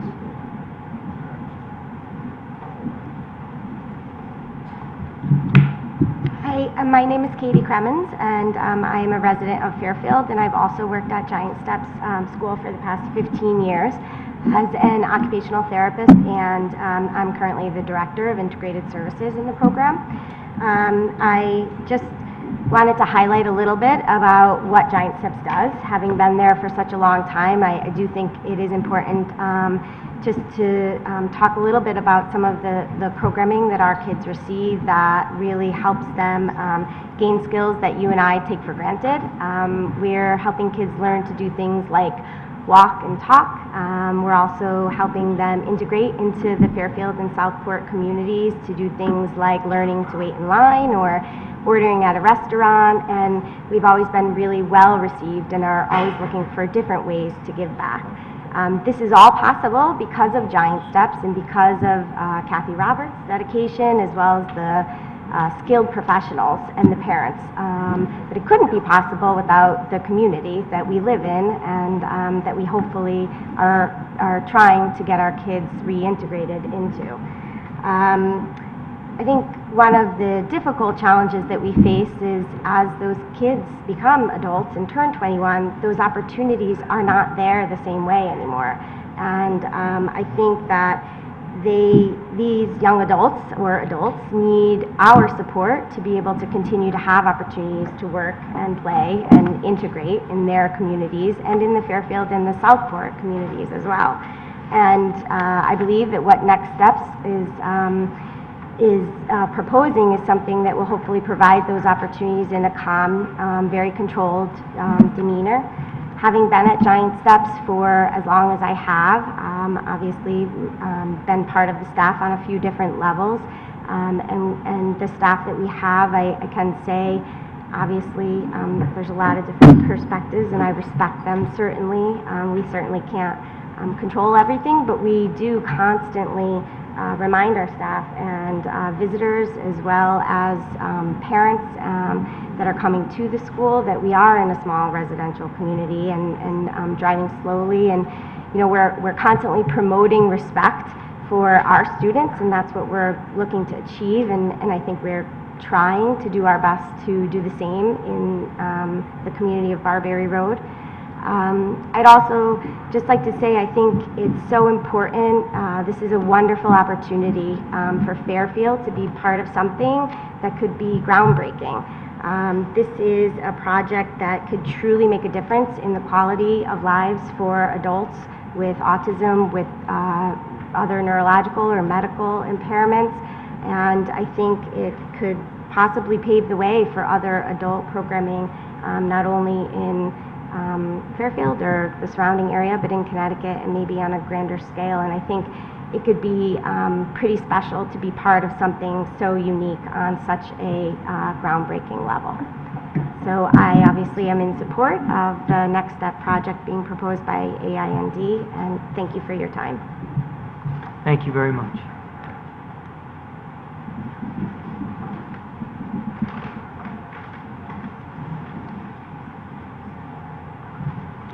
Good evening. My name is Mary Ellen Betzler, and I'm the Director of Education at Giant Steps.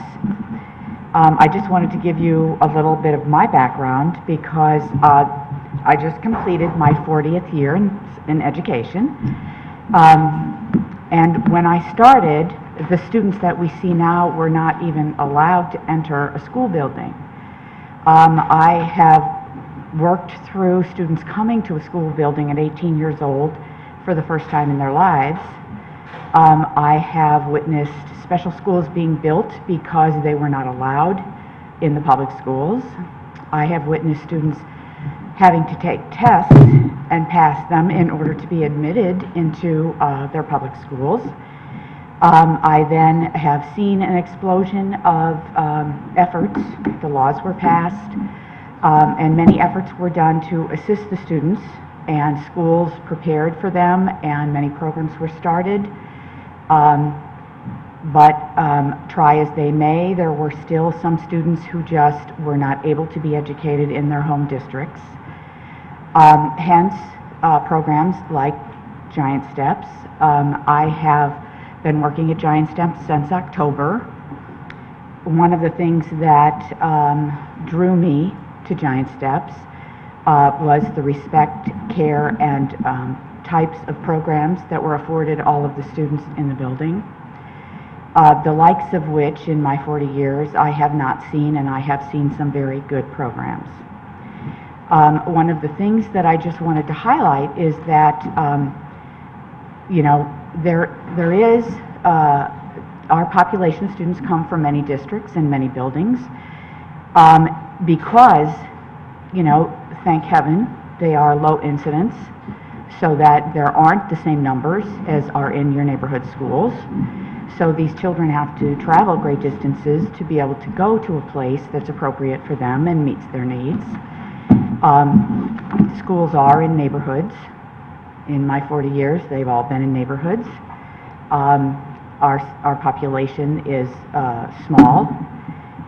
There are many buses and students and support staff, but I would argue not more than a general ed elementary school with 600 students. And I have answered the phone too many times for many of my former students who are sitting at home in their adult lives with nowhere to go and nothing to do. We again have made in this country many efforts to increase that.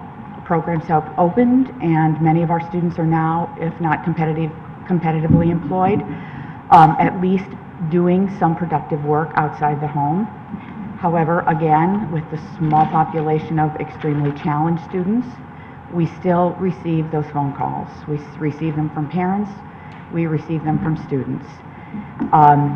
This effort, in my opinion, will respond to that need, so that we no longer have to see any student sitting at home because they turned 21. We no longer have to see the sadness on the parent's face knowing that they're aging out and there is nowhere to go. So I do respect the opinions of the neighborhood. I do, we try hard, we remind staff, we do what we can, and we'll continue to do that to keep the neighborhoods safe. We want them to be safe. We spend our lives dedicated to children. We care about children, everyone's child. So I would urge you to consider this proposal and all of the aspects that are involved. Thank you. Thank you very much.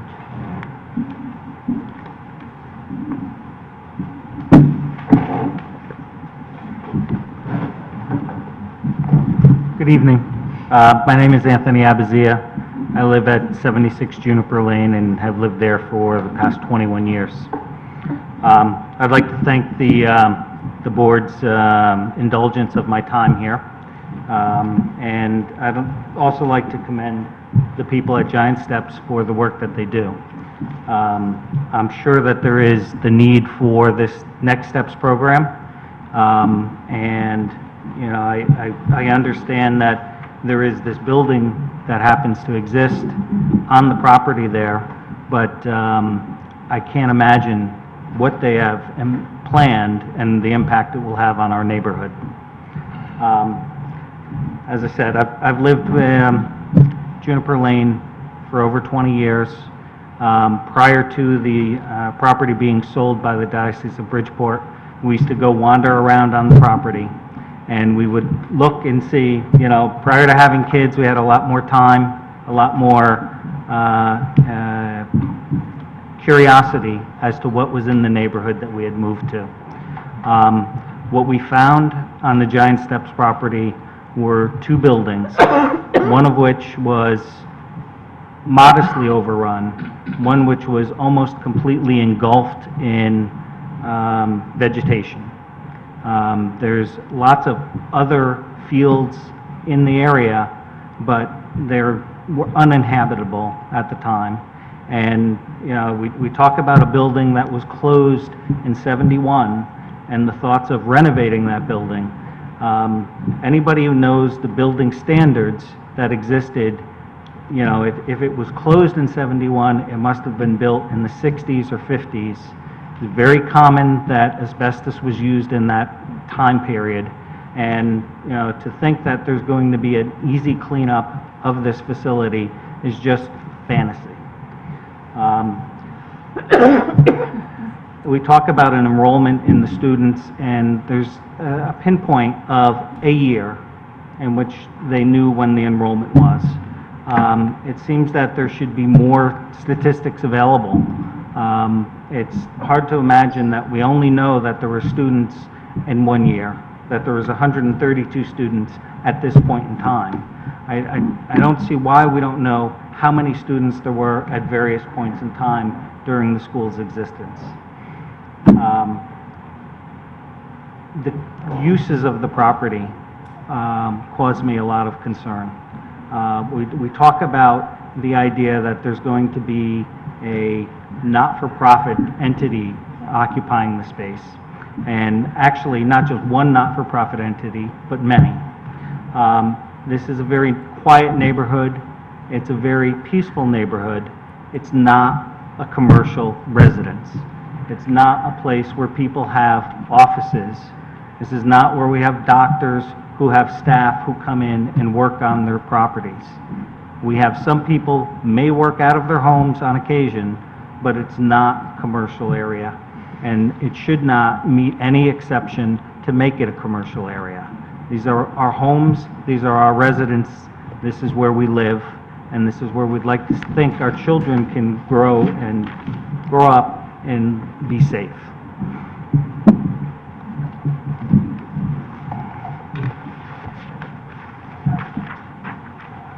We talk about parking, we talk about traffic, and, you know, nowhere, I appreciate a lot of the information that my residents or, you know, neighbors have brought. But there's a little bit of information I feel like has been left out, which is kind of critical and, you know, is absent from what I can see in the traffic study. If you measure the road that we have a road that is 24 to 25 feet wide. It varies at different points. We've heard people talk about there's twists and turns. You know, it's got elevation where there's blind spots, but in general, it's 24 feet wide. If you think of your typical bus that comes in and out of the neighborhood, that's 8 feet wide. And as more and more of the kids, I know one of my neighbors mentioned that her son is going to be going off to college. Certainly I have a son who's in college. I have a daughter who's going to be driving soon. The more traffic that we have on the road, the more people need to find places to park their cars, the more likely that those cars are going to be parked on the road. Now, an average car is probably about 6 feet wide. Now, I said the road is only 24 feet wide. If people park on either side, you're suddenly going to be faced with the inability to bring traffic in both directions. So if that's not a concern for fire safety for the students and the people who are going to be working there at Giant Steps, I can't imagine why it would not be a concern for them. But for me, the resident of the area, I can't imagine having to wait. I'm driving in and out, but I've got traffic coming at me, so I can't move. There's not enough room to have cars parked on either side and have cars going in either direction. So I don't know why the traffic study does not take that into account, does not look at how wide the road is. The road is not sufficient to meet the traffic that's being proposed. That's a major concern. I've heard lots of people talk about safety. We have children as well. We're very worried for their safety. Our kids do like to ride their bikes. Unlike one of my resident neighbors, we don't let the kids ride the bikes in the house. I think that's a little bit unusual. But then again, we don't live right next to Giant Steps. Our kids do like to ride their bikes around the circle, and we like to think that they're safe. Certainly, we don't let them ride during school time because that's when they're on their way to and from school. But if this expansion into Next Steps is permitted, I'm not sure if my kids are going to be safe riding their bikes on the weekend. I don't know about these other drivers that are going to be on the roads. And, I'm very concerned about my children's safety. Again, I can't imagine the uses of the property, but clearly, we talk about not-for-profit, and we have this kind of happy view of, oh, people that are just doing good in the world. We know that not-for-profit is business, and businesses are going to be operating in our residential neighborhood. We don't want businesses in our residential neighborhood. We don't want to have to worry about who's coming in, who's going, who are they bringing. We don't know the companies that they're going to be bringing in, and we have no say in what they're going to be doing. I mentioned that my daughter is going to be driving soon. I have a friend of mine, co-worker, and we talk quite a bit, and he has mentioned to me that his daughter is also on the spectrum. She's been diagnosed, she goes to special school, and we chat about that from time to time because our daughters are both the same age. My friend's daughter has turned 16 as well as my daughter. My daughter is currently enrolled in driving school, hoping to get her license soon. My friend's daughter is also enrolled in driving school, and she's hoping to get her license soon. I'm not sure, but we seem to be getting the impression that there's going to be just buses bringing these kids to and from school. I know the stresses that parents have. It's very difficult to cart your kids everywhere they need to go. And when my son got his license, it was a wonderful thing to just say, why don't you drive your sister where she needs to go? As these clients, that they call them, who are going to be older, are likely to also have licenses, we could easily imagine that they will also be driving on our streets, driving around. And as we know, people who are getting their license early on are not the best of drivers.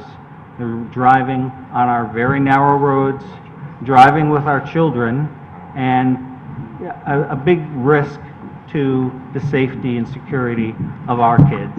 And that's a major, major concern for us. I'm a little disappointed that certain members of the board are not here. I understand that you guys, have very other responsibilities rather than just being on the planning board. But one of the members that was not here had made a comment on a prior application 2 weeks ago. And his comment was, gee, I don't want to do anything that puts pedestrians' lives in danger. And there was talk about, we want to make sure if we're meeting the standards, we want to make sure we're not putting people's lives in danger. Well, let me tell you something. Approving Next Steps puts our children's lives in danger. And that's something that is a very serious responsibility that you people have. I heard someone earlier say, we know you'll do the right thing. Well, doing the right thing is not going to be putting the children who don't live in Fairfield, who come to the Next Steps program, not putting their lives ahead of the lives of our children who live and play in the neighborhood. It's the traffic is already a bit of a danger. I think that if you do visit the neighborhoods, it's going to be very important that you come during school time. If you come this month, July, you come in August, the kids are not in school, there's not as much busyness around the neighborhood. If you come in September, when school has started, then you'll have a real idea of what it's like when the students, our children, are going to school and Giant Steps is in full swing and their people are coming in and out. I know that there's lots of concerns. There's a lot of people who have voiced concerns about the drivers of Giant Steps. I tend to work long hours. I'm not around a lot during the day. I've not personally experienced that. But what I do know is the more traffic you put on a road, the more accidents you are going to have on that road. And so it's nice to think if we pick a period of time, there's been no reported police accidents. But the more traffic we put on that road, the more accidents there will be. And the road is just not sufficient to accommodate the traffic that's going to be coming in and out of our neighborhood. I think the person just earlier mentioned, there's really only one road going in and out. If there was another entranceway, maybe there would be the ability to accommodate the expansion of the school. With just one road going in and out, it is extremely dangerous. It's dangerous today. It's going to be just hell for our children in the future if this next steps goes forward. Again, I think that the work that they do is wonderful. I think that the idea of having commercial enterprise sure makes sense for the kids. Sure, it makes sense for those who are aging out and need something. That's what businesses are for. That's what the commercial zones are for, and that should be kept in a commercial area. It should not be put into our residence. I thank you for your time, and I strongly urge you to vote no on the requested exemption. Thank you very much for your comments. I'm just going to take a brief recess. Stretch your legs. 5 minutes, tops. Hold on, that was me kind of getting everybody, thank you for stepping up and jumping right in. You got people more in line than I did. So, I'll call the meeting back to order. Thank you. My name is Nancy Bartovic, and I live at 147 Barberry Road. And I hate to admit this, but I lived there for 58 years. My dad is the last original owner of the neighborhood. He's 94 years old. And he wanted me to mention to you about the property values, how it was a family neighborhood when he first moved in. He moved in before there was a Mill Hill School. And actually this road that's twisty and windy up to the hill, we used to go sled riding up there. And it was a safe, you could even hear cars coming.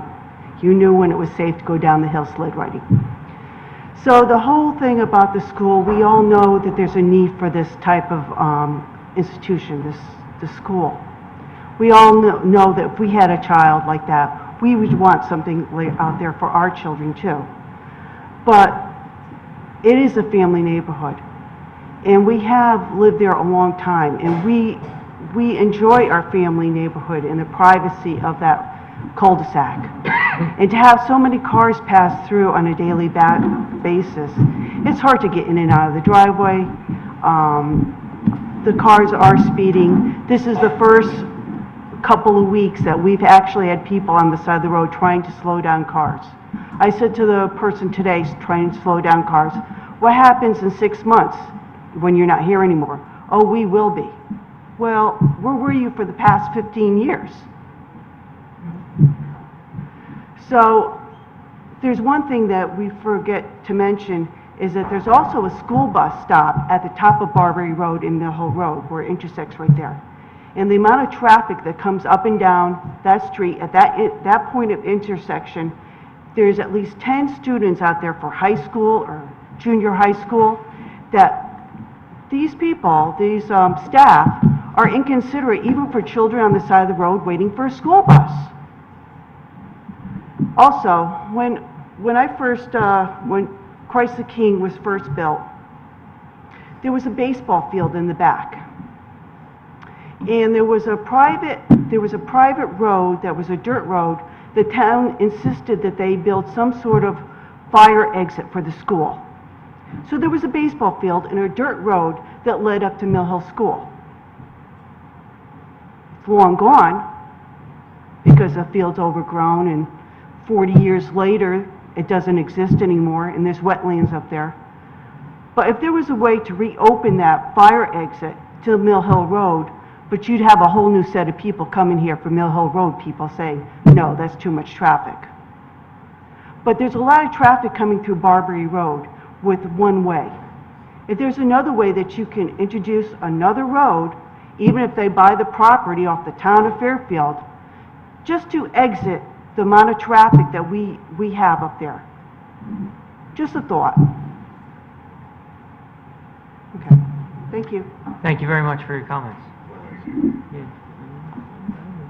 Hi, my name is Sandra Arnold, and I'm a Fairfield resident. I've been a Fairfield resident my whole life, and I used to live near a school in town, and I know how busy it can be when you live near a school, and I think that's kind of hard. I think most of our schools are in neighborhoods, and I'd like to think that my property value is good as well.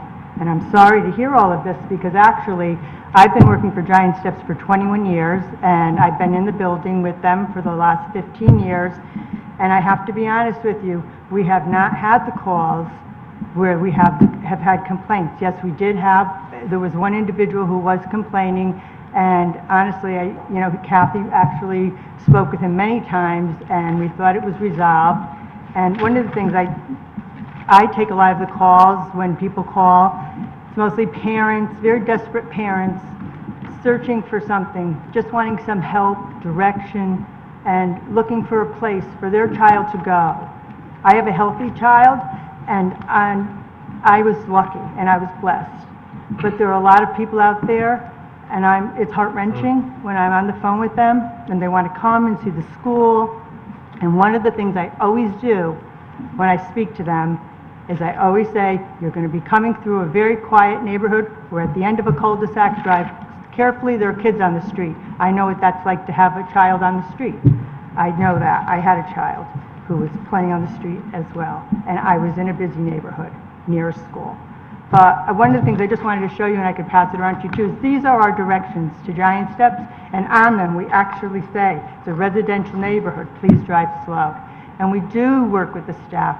We can't control every individual and how people drive. You can see that on any road you drive in Fairfield, anywhere. I've lived here my whole life, and I know that. But we put signs up. It's on our bulletin board, drive slowly. We're always updating it. If I ever see a UPS guy or someone coming through in the building, I run out there, and I am the first. People say I'm snappy, or maybe, oh, you're so mean. Well, I am the first one to say, slow it down. There are kids in the streets, and I've always tried to make an effort to do that. I actually wish everyone here could come up to Giant Steps.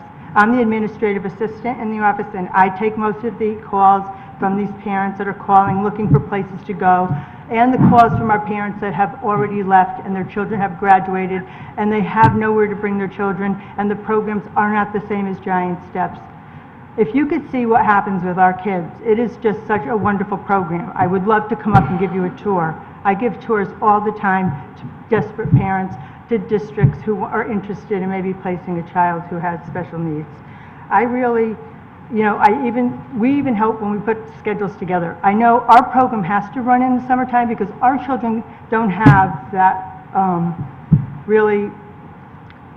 they need to go to school all year long. They can't have that summer break because it's too hard for them to stop. They need so much more help than other children, and they have to be there. So there's nothing we could do about them having to come in the summer. But we have tried, even with our school calendar, to make sure when we have vacations, and we do have kids that come from all different towns, and a lot of those kids have different vacations. And some of the kids might come from one town. We might have 5 kids that come from one town, but their spring vacation may be different than Fairfield's. But we're going to follow Fairfield's vacation because we know the kids in our neighborhood are on vacation that week. And why not use Fairfield's vacation? And we've tried very hard to follow that and to do things like to accommodate the neighbors. I never realized that everyone was so upset.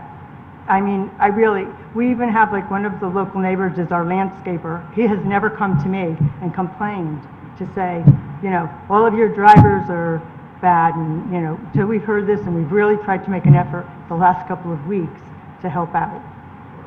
I feel bad because I think that Next Steps will really be an unbelievable opportunity for some of our kids that will never have the opportunities that typical kids have. And it'll give them something, it'll actually give them a life and somewhere to go and somewhere to be, and it'll just be an extension of what Giant Steps is about.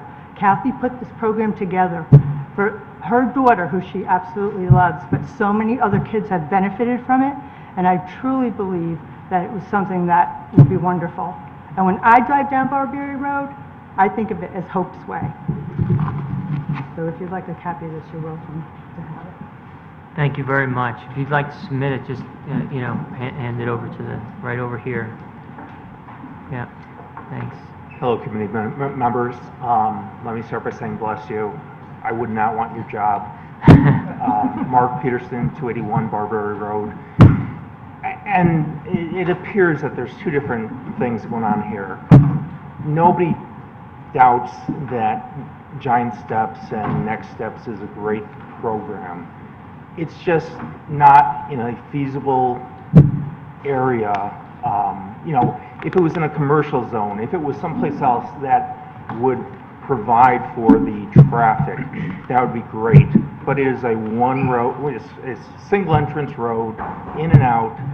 It just doesn't make any sense. So again, everybody in the neighborhood feels for Giant Steps. They applaud them. It's just we can't have that expansion. Thank you. Thanks very much.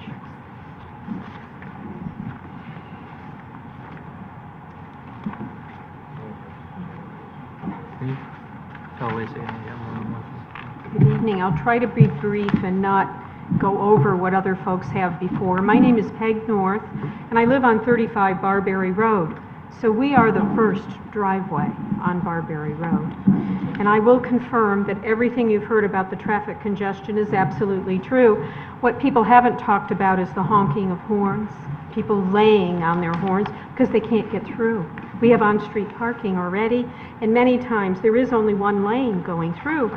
So of course the bus drivers want to make sure they get their children and adults to school on time, and they're stressed. So they'll lean on their horn. And I've had bus drivers and also staff lean on their horn as I'm trying to get out of my driveway because they've dropped off whoever they dropped off and they want to leave, right? I understand all that. But again, it is going on, so I have to confirm that. I also want to mention that this neighborhood on Barberry and Juniper actually has a school at its heart.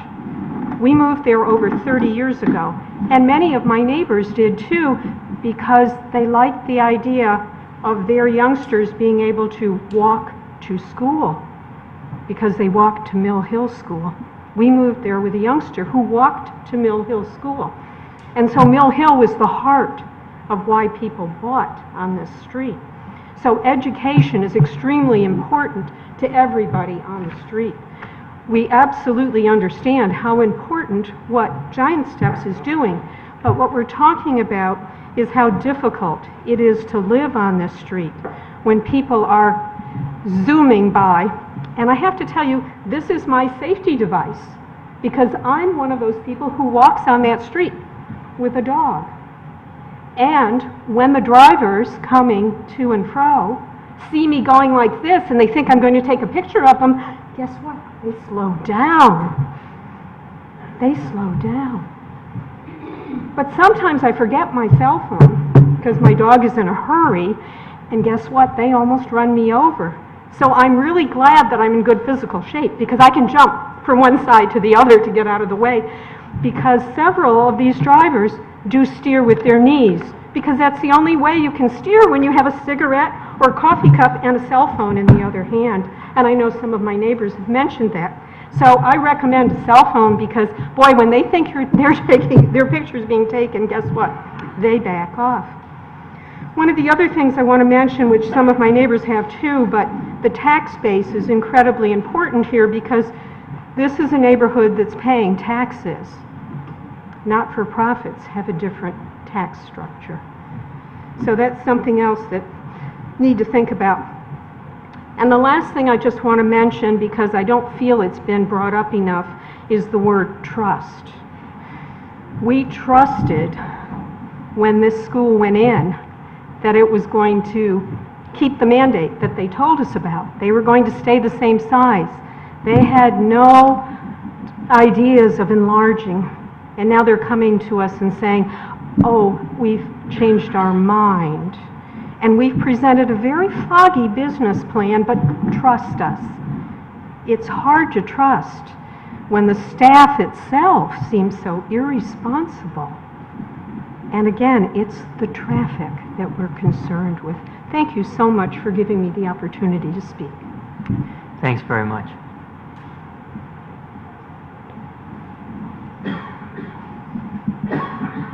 Good evening. Thank you for your patience. I'm going to repeat a lot of what was already said, but it's Sorry, so can you important. Just state your name for the record. I'm sorry. I was going to get to that. Oh, okay. Sorry. My name is Susan Carlson. I've been a resident at 56 Juniper Lane for 27 years. Raised 2 children there, mostly prior to Giant Steps, so they were... Okay. Thank you. Thank you. And thank you for the opportunity to put forward my various serious objections to the application for expansion of this facility on Barberry Road. I live at 56 Juniper Lane again, which, as you know, is a part of the circle there. Thus, I was a resident during the first application permit for Giant Steps, I believe in 1988. At that time, our neighbors raised significant concerns about the impact to our neighborhood with the reopening of the long-abandoned school. In that permit process, we were promised by the owners that no further development would take place at the facility due to our concerns related to safety and the character of the neighborhood. And yet, we are here again. My concern and issues are as follows. This is a residential street in a residential neighborhood. The planned uses for this facility, regardless of their intentions and regardless of whether or not it's a good idea, are not appropriate for our residential neighborhood. As has been previously well established, the presence of the 1960s school buildings, which were abandoned for a number of years, predate any zoning or any safety considerations and reflected a very different time, safety awareness, and population and traffic densities. We wouldn't be here tonight if that school were new, because it wouldn't be built. I think that's a really important point. That school is not, those 2 buildings are not appropriate for that residential neighborhood, period. Again, it doesn't matter whether or not they'd be put to good use. It doesn't matter about whether or not they're doing good work. It's just not a safe and appropriate use of that facility. The road and access, it's documented, are inadequate for the volume of traffic that would occur. I don't know how many of you have actually been up to Juniper Barberry. It is a tiny cul-de-sac. The idea of it being a circle, you have to see it to understand it. There are 2 completely blind curves, completely blind, and then there are 2 right angles turns that are also partially blind. The traffic consultant's report was incorrect and incomplete, and we already experienced the traffic difficulties that have been discussed.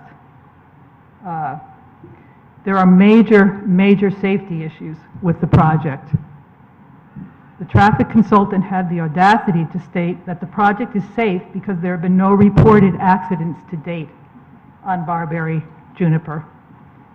I don't think the town of Fairfield is in the business of allowing projects to expand on this retrospective basis. So we go ahead, and when someone is harmed, do we close the project down and say we're very sorry? as I said, there are two completely blind curves we're talking about here.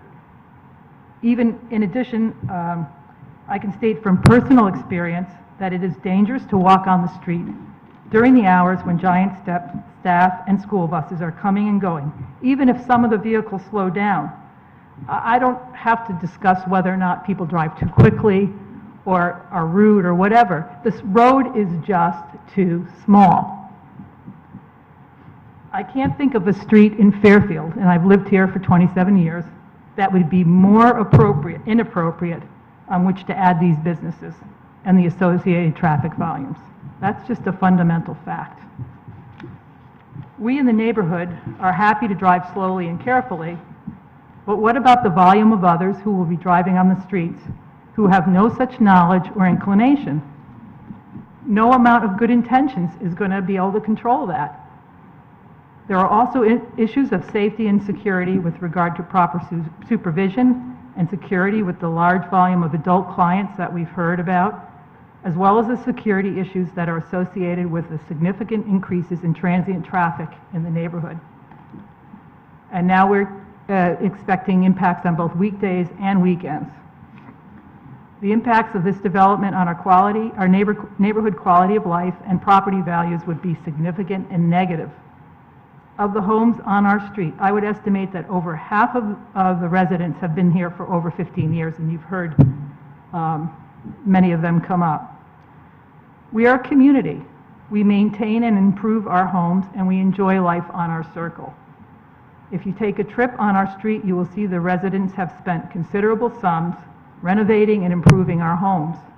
The quality of our lives and the value of our homes would be significantly impacted, since the reason people locate on our street is the quiet, safe neighborhood and the ability of our children to walk to Mill Hill School and to safely walk to the corner and wait for the bus at the end of the street. I wish Ms. Roberts the best of luck with her initiatives, but she's reneging on promises made back in 1998 in order to obtain the permit in spite of the community's very strong opposition. She's also asking our neighborhood to bear an unreasonable burden in terms of safety, quality of life, and home values. Please do not allow this special exception request. As a Fairfield taxpayer for the last 27 years, and someone who loves her neighborhood and the surrounding community, I request that you consider these projects' clear impacts on the 33 homes and families in our neighborhood. Thank you for your attention. Thank you very much. Thank you. Anyone else?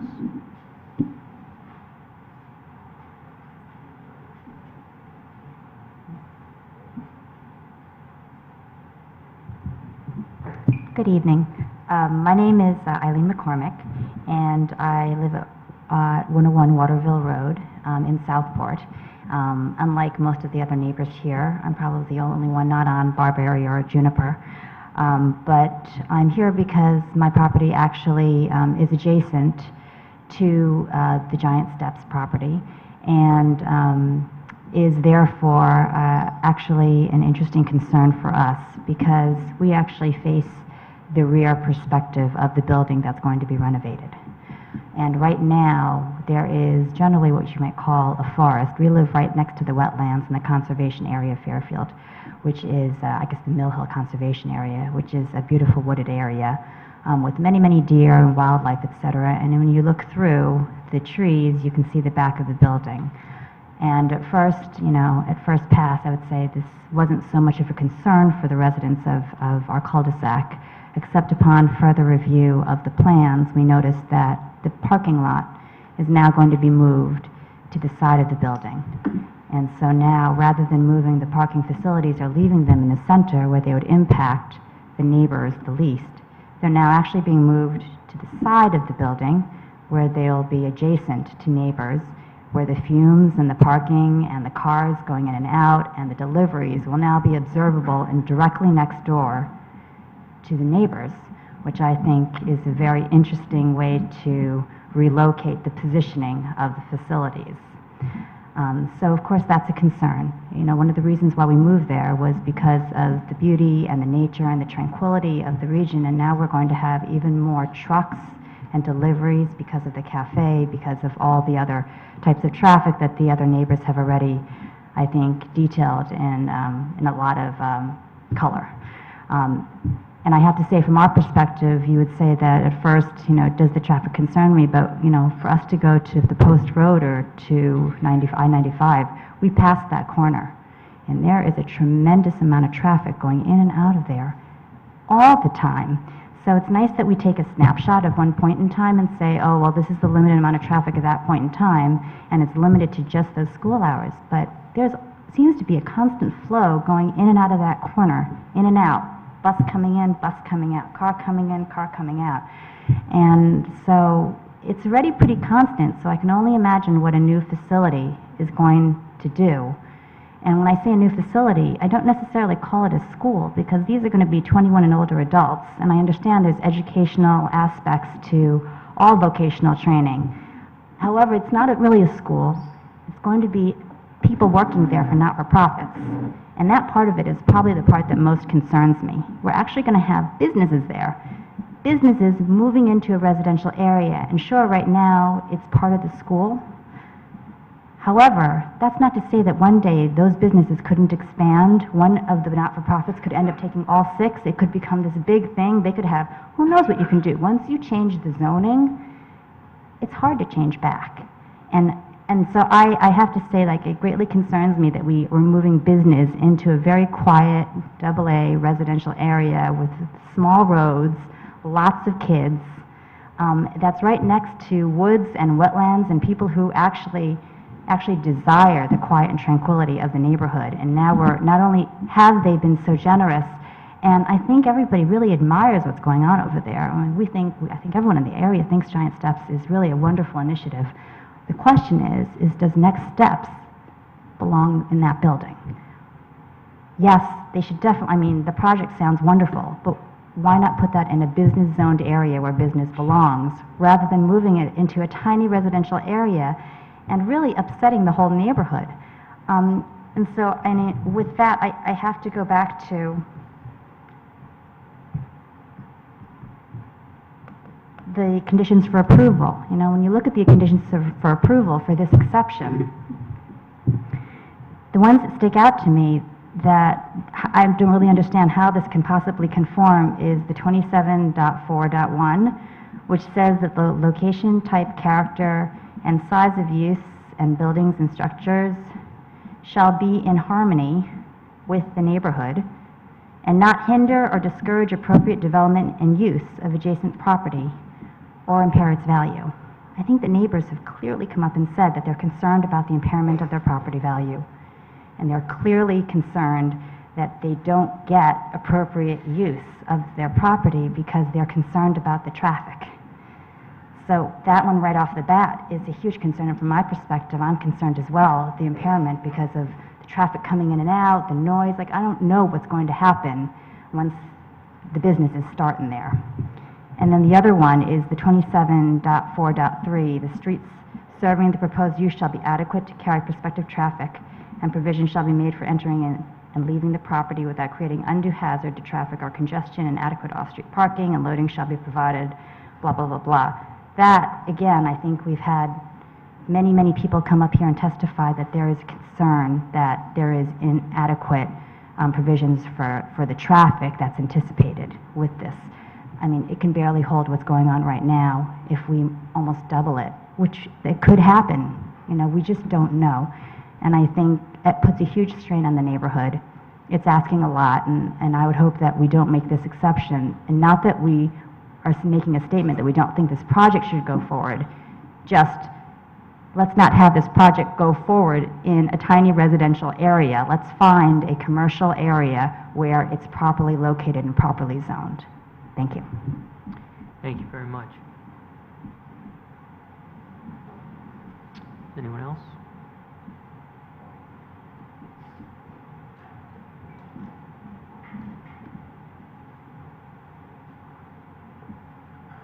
Good evening. My name is John Carbonell, and my wife Cheryl and I are Norwalk residents for the past 17 years.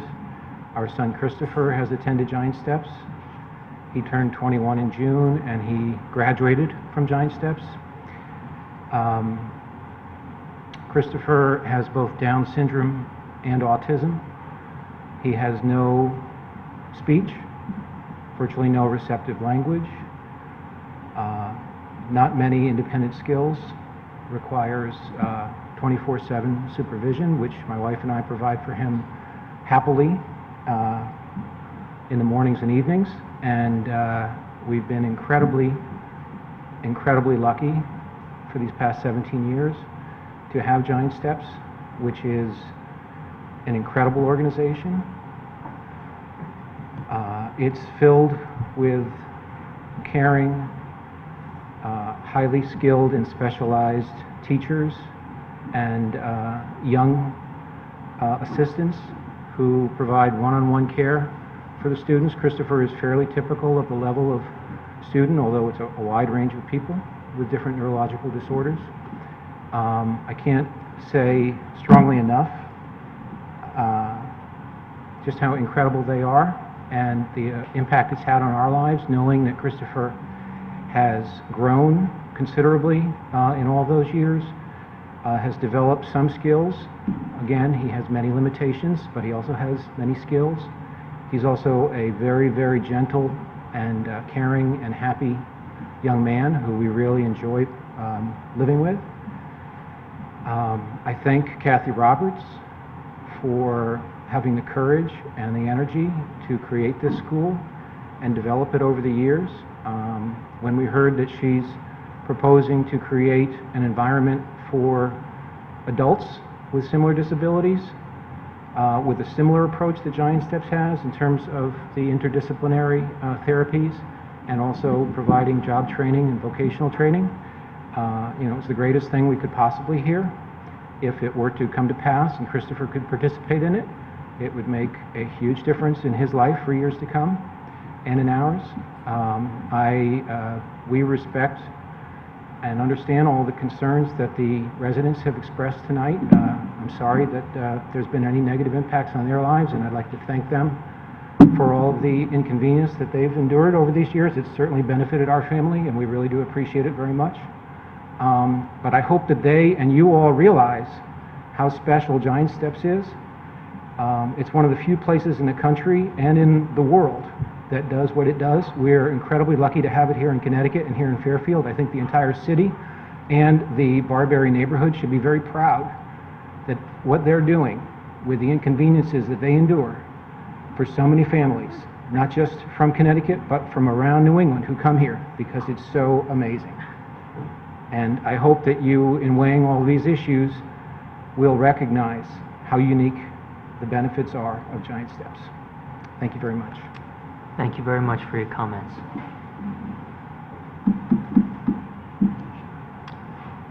Anyone else?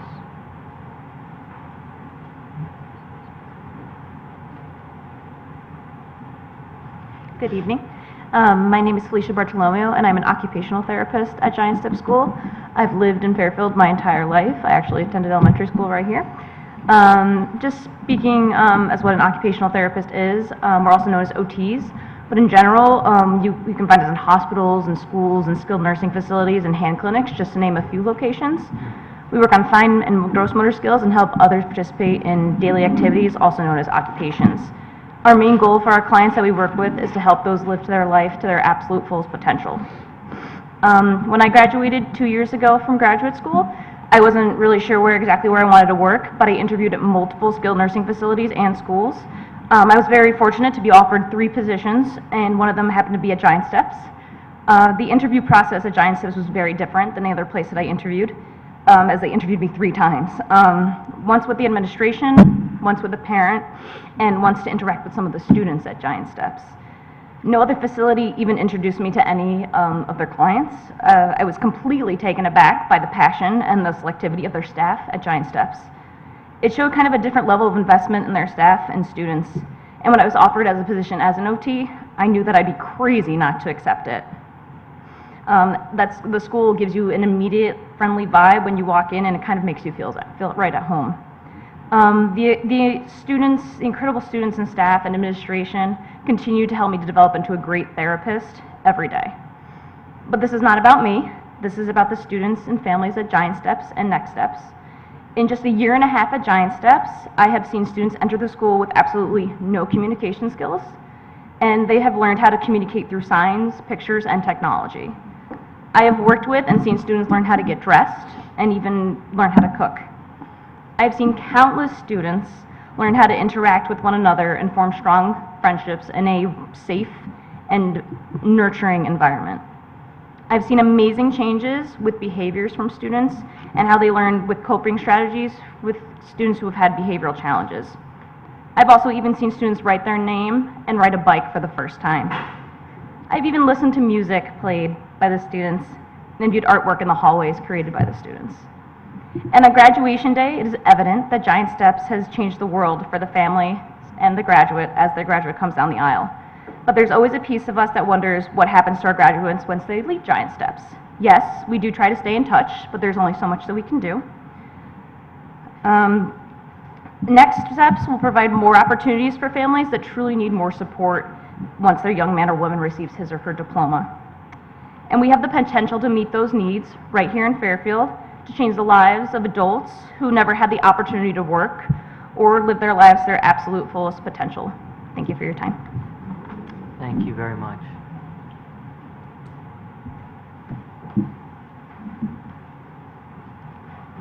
Good evening. My name is Wynn Everts, and I live in New Canaan. I have been working with the people at AIND Giant Steps over the past few months as a paid consultant, assisting in the financial design of the activities for the proposed Next Step building, if it's approved. But I'm coming to you tonight as a parent of a 24-year-old young man with intractable epilepsy and neurological impairments acquired while he was an infant. I'm here this evening to support and advocate for zoning approval of the Next Step project proposed. Because of the reality currently faced by my son and many other young adults with complex special needs as they age out of the educational system at 21. The reality I'm referring to is that the learning and developmental gains made by these individuals in the years up to 21 frequently stop when they leave the educational system. This happens because the transition to adult life introduces activities and environments that don't include the supports mandated by federal education law, which enabled the person's success in the prior school years. Without the previously rendered supports, adult activities like appropriate social interaction, community involvement, and job participation, which are stepping stones to productivity and independence, become goals that are significantly harder, if not nearly impossible, to attain for these individuals. And given the widely published increasing rates of autism spectrum disorder diagnoses, this is a system-wide issue that we need to learn about in order to support system change to create better outcomes for more people. The Next Step proposed day program that uses trained, skilled educators and therapists to enable successful continued learning and development for adults with complex special needs will represent a different method of engaging this part of our population than that which is currently used. It's a method that has shown success with school-age individuals with complex needs, such as those with metabolic, mitochondrial, and genetic disorders who currently have no viable program options, as you've heard this evening. It'll broaden our understanding of this part of our population. It'll potentially result in a service model that can be emulated elsewhere, and it'll help many people like my son continue to build meaningful lives. With the greatest respect for what the neighborhood has said, there's a huge need for this in the world. Thank you very much for your time and consideration. Thank you very much for your comments.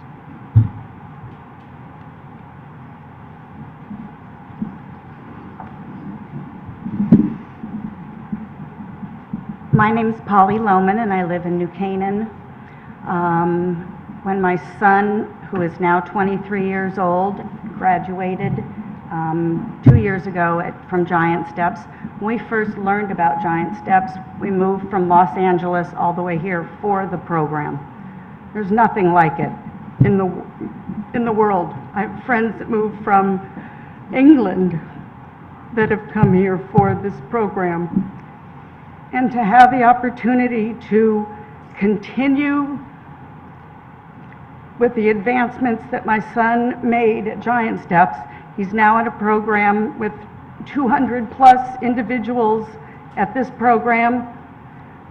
He's lost a lot of his talents that he had acquired over the years, and it's really very difficult to watch.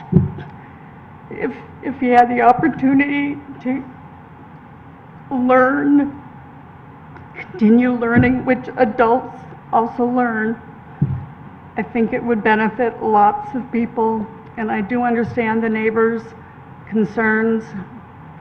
Every time I come to Giant Steps, I try to go as slowly as I can. I alternate going up on Juniper, I go slowly around the curves. I do understand it. I can't imagine driving 50 miles an hour, even if I tried. And I would, one of the gentlemen said that some of the kids might drive themselves to school. Believe me, I would give anything if that could happen, but it won't. Anyway, thank you very much. Thank you.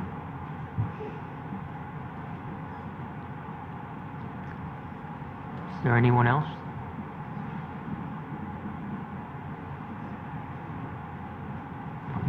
Hello, I had not intended on speaking tonight, but my name is Lisa Abazia.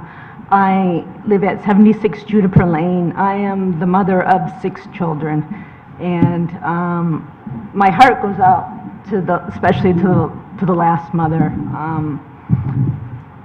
I have to say, I know I've been totally blessed. My children do not have that type of physical disability, but you know what?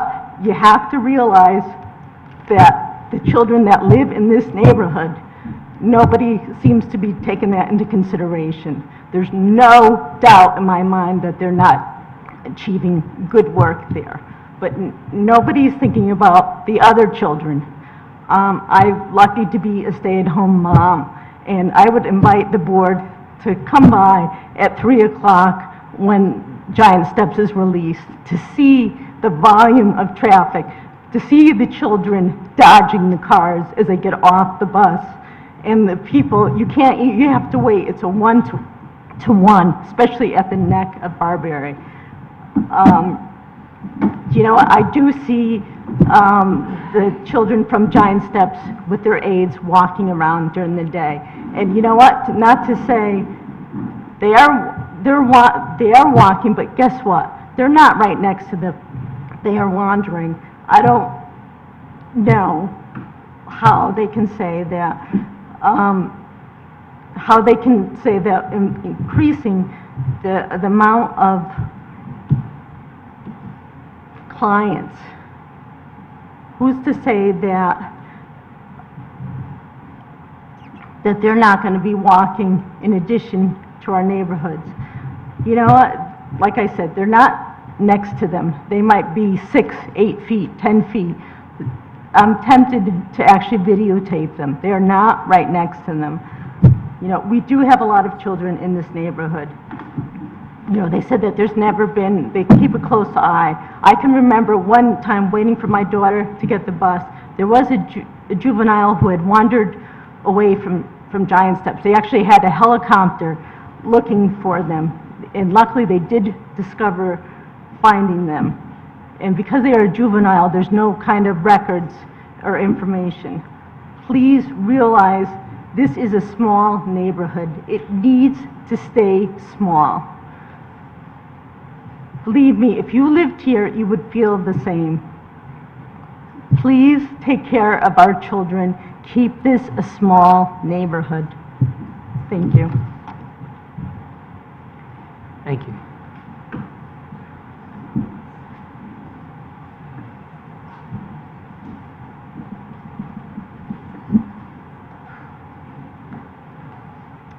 My name is Meg Malagrano. I live at 201 Barberry Road, and I didn't plan on speaking tonight either because I get emotional. And having Lisa Abazia get up here be emotional is not helping me. I just kind of want to reiterate what the rest of my neighbors have said. Again, I've been here for 21 years. I also was part of the neighborhood when they first came to us and asked for giant steps. And as Susan Carlson had said, promises were made. I thought there was even a cap, whether it was 45 or 60 to the number of the students, but even that was fuzzy as to full-time versus part-time, and there was only 60 kids in the building at a time, or, you know, it's just, everything was kind of fuzzy, and I don't think it's worked out exactly the way we kind of thought it would. It scares me a little bit to think that they have attempted to work on the speeding and whatnot.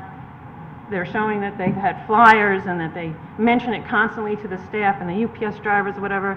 If they're doing that and we're experiencing what we're experiencing, how do they think it's going to improve if they're already doing that? They already have in place that they talk to parents coming in and say, please remember you're in a residential neighborhood, and they still behave the way that they do. The reality is everybody probably speeds at once in a time or whatnot in the neighborhood, you know, neighbors as well. I think add the volume, and I can't even imagine what the volume is going to be if this goes through. My kids have grown up in the neighborhood, and now they are driving. Again, other people have said it, come and look at our neighborhood and see what you're talking about. See what it is you're making a decision on. I had said that last time, and I'm saying it again. Come and take a look at our neighborhood, and you tell me that you think it can handle this kind of volume. And I think you're going to agree with us. And my heart totally goes out to these parents with these kids. And again, we've all said it, we're not disagreeing with the need for this facility, but it does not fit the neighborhood. We cannot handle that kind of an impact. We're already struggling to deal with giant steps as it is. The other thing, it's not just Barberry Juniper. We do have Mill Hill School just around the corner. And with that does come a ton of traffic. So it's not just our little neighborhood with the one entrance in and out, but it's the whole infrastructure of that area. It is all AA, AAA, whatever. And the volume is affecting, you know, the surrounding streets, the safety of the kids from other neighborhoods and streets walking to Mill Hill with that amount of volume and traffic coming and going. So it's not just our little street, but there is just the one way in and out. And you have to see it. I live on that curve, and I stood with the director of education the other morning. I saw her standing on my property and her going like this, and I chatted with her for a little while. And she literally, you know, slowed down, you know, a mini bus coming from, I think it was Weston. And the guy's kind of looking at her like, well, you know, why are you telling me to do that? He did slow down, went to the top of the road, he dropped off the student that he had, and proceeded to come back down the same exact road, speeding. And I said to her, are you going to stand out here every day and every morning? And she did say, you know, we're going to do the best that we can. The reality is it doesn't work. And as my other neighbor had said, we have had those speeding, you know, signs that register how fast you're going. And actually the director of education had said, oh, it's similar to when you're driving on the highway and you see a cop, you slow down while you pass that cop, and then once you've passed that cop, you speed up again. As long as they're standing there on that corner, but literally once they've passed her, they accelerate up the hill. It just, I cannot see, we're struggling so much already with what's going on. To add what they're proposing would just be, I can't even imagine. And it is about property values as well. I think when you buy a house in a AA, AAA neighborhood, whichever it is, you are paying a price relative to that zone, to a cul-de-sac, and for a zoning board to be able to kind of change that and put in what really is sort of commercial business, that does affect our values. And like everyone, the most important investment you have is your home and your property. And as another neighbor had said, you know, we have done a lot to our houses. We've invested in the neighborhood, in the house itself, with hopes of, you know, benefiting and whatnot, getting that value out later or whatever. But it is affecting us in multiple ways. So again, I'm sorry I'm not at all prepared and plan on talking, but No? please consider this carefully. I do not envy you your positions in having to make this decision, but it shouldn't be about how great the program would be if you were to allow it. It should be about where does it belong, and does it fit and belong in this neighborhood? And the answer is no. Thank you. Thank you very much. Any other members of the public wish to be heard on this? No? One more? Okay. Hi, my name is Brian Pope. I live at 63 Barberry Road, so I'm the second house on the road. And I guess I come up here representing somebody who lives on the street with very small children.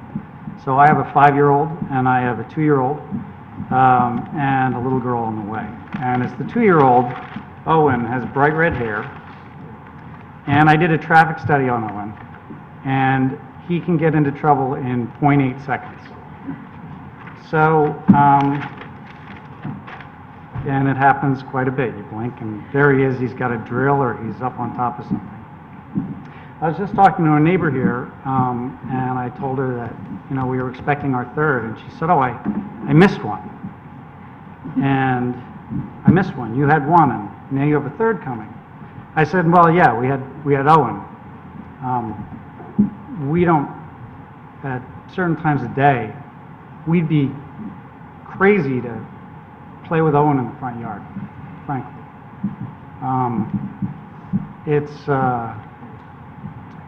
I was out there with him today, and just watching the line of cars go by when he was in the front yard. So they're not seeing this kid with this bright red hair at our house because that's the way we have to do it. We're training one of our kids to ride on his bike on the back patio. When I hear the emotional plea from the school, it tears my heart in half, frankly.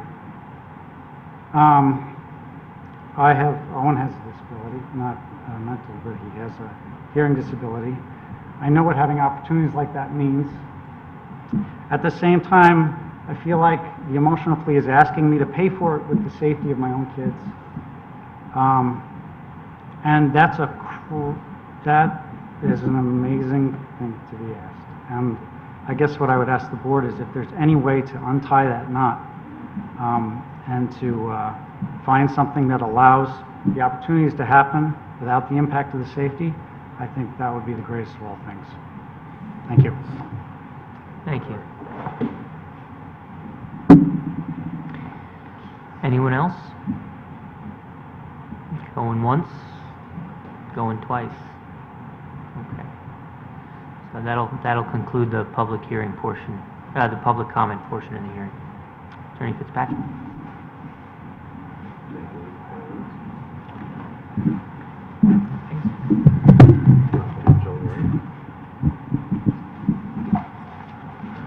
Mr. Chairman, members of the commission, for the record, my name is Bill Fitzpatrick.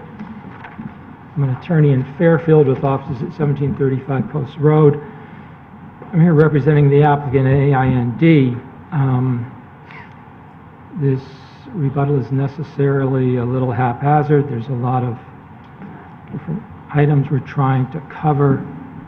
I will deal with a number of them. I will introduce Mr. Galante to quickly analyze traffic, and then I'll conclude with Kathy Roberts. We did hear the information I was trying to present earlier was a response to the questions from the commission, and we were trying to confirm the appropriate student education model, and it's been decided that next steps school day will be a single session starting at 10 a.m. and ending at 2 p.m. the maximum number of students on site during a school day will be 25. So there are not two sessions, there's one session. There is not a changeover. A student could come at 11, I suppose. Kathy Roberts can answer that. 25 students maximum in a day. Two sessions, 10 to 2. Right, so just to be clear, 25 in the session on any given day. So if there are like, a Monday, Wednesday, Friday group and a Tuesday, Thursday group, you might have 50 total enrollment, but on any given day, it's 25. They come in at 10 a.m. and they leave at 2 p.m. That's correct. Okay. One thing I'd like to speak to is this notion that the school reneged. There was a condition of approval by this commission that there be no more than 45 students at Giant Steps. The fact of the matter is the school started much lower and built and built and built, and it has maxed out and has a state approval for 40 students. It limited the number less than what P&Z permitted intentionally. And quite frankly, Kathy Roberts has said to me many times, thank goodness the board put that limit on, because I'm under such pressure to add new children, and I don't want to. I want to keep the program just at the pace that it works best, which is in a very calm, quiet environment.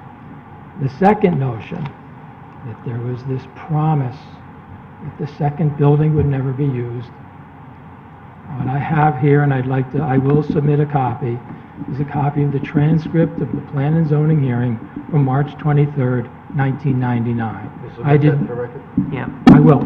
Thank I you. did not present that application to the then commission, Attorney It was a long Charlie- time ago. Pardon me? That was a long time ago. That's true. You were Although I wasn't, I did handle the appeal.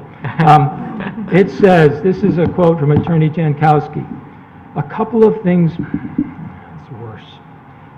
A couple of things we don't have control over and we can't answer. Number one is the other building. We are not here for that building. We have no plans for it at the present time. All Giant Steps wants to do is to go into St. John Vianney. We are purchasing the entire property. We have no plans for Christ the King. We want to get up and running and then assess our position. Obviously, if anything happens in the other building, we will have to come back to this commission for another compliance. So there are no secrets here. We have no plans for the building. Have we been approached by people for that building? Yes, we have. We have been approached by other schools. The town has talked to us, but we have no plans for that building. We made no commitments. We're just here for John Vianney. What page is that? Pardon me? What page is that? That Citation? is page 3. And now I'm reading from page 16. A commission member asks, would that be self-sustaining? If this use doesn't grow, the alternative, that other building, you will need some other use that is not as much density as this one. Attorney Jankowski, probably yes. If they do, they'll come back before this commission and ask for a use compliance on that, whatever it may be. If this organization is expanding or in an adjunct facility that complements this or something else, whatever it is, we'll come back before you, ask for a use compliance. The simple answer to that is we're occupying St. John Vianney, we're not going in there, and we don't intend to go in there at the moment. We have a school that's losing its lease. This property has sat vacant for 20 years, really, and the diocese didn't see fit to sell or to lease it to anybody, but they certainly saw fit for Giant Steps because it's an asset to them and the community. So there was no representation, if I might, Dolores, thank you, that there would never be any expansion into this school. Quite the contrary. They had no plans at that point. That was the absolute truth. That was 1999, this is 2015. They have plans now. The notion that if this fails, it'll go to commercial uses. Commercial uses aren't permitted in the residential zone. That's not a live option. While this is termed a special exception, as you well know, it doesn't mean it's an exception to the regs. It's a term of art that all institutional uses, for lack of a better term, utilize in terms of reaching an approval under your regs, whether it's a museum, a charitable institution, a university, a convalescent home, etc. Can I ask you a question Yes. about that? And maybe others have a question about that as well, because, you know, look, the regulation says specifically charitable institution. Yes. Right? What we've heard is that there will be general office space. I actually underlined it. No. General office space for lease to nonprofits. Yes. Do you believe that nonprofits, thanks, is that the argument, that the nonprofits qualify as charitable institutions? I do. Okay. And I offered at the very beginning to note that we will supply evidence that they're a 501c3 not-for-profit corporation. Okay. One other issue that was raised was that the parking lots will drain into the wetlands. Actually, the parking lots will not drain into the wetlands. We're actually including a oil separator. We're upgrading the environmental conditions rather than causing any negative impact. I have a question about parking lots too. Does anybody else have a question about the charitable nonprofit issues? No? Okay. The parking lots. So, there was a question about buffer, right? Possible, I'm anticipating, you know, clearing of trees or otherwise. Can you just, I mean, are there going to be, is there going to be a reconfiguration of the space such that the buffer will change between the property and the residence adjacent? The parking lot at Giant Steps is being expanded in the rear. Simply, it's really being striped in the rear, where it's basically not configured properly. There is no buffer loss in that area. I've been there, I can All right, well, that goes back to the open space. Correct. Now, going to the high school, the lot in front of the school is being reduced in size because we want to create more green area. And then the lot on the side of the school, I guess it would be the south, by my recollection, was an outside basketball court and had parking there. That is being expanded toward the neighbor to the south in an effort to make sure we can put cars on both sides and satisfy the 1824-18 configuration that's required. I don't know, and I will ask Mr. Tizo to speak to, whether there is any landscaping being lost by virtue of that expansion. I don't know the answer to that.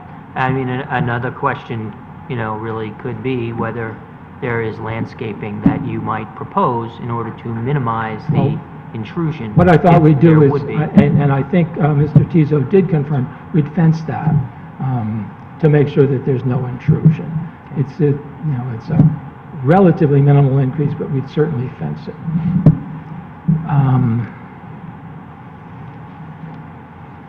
I spoke to that. I will certainly, to the extent that we add a dumpster adjacent to the existing dumpster behind Giant Steps, will appropriately fence it and shield it as best possible.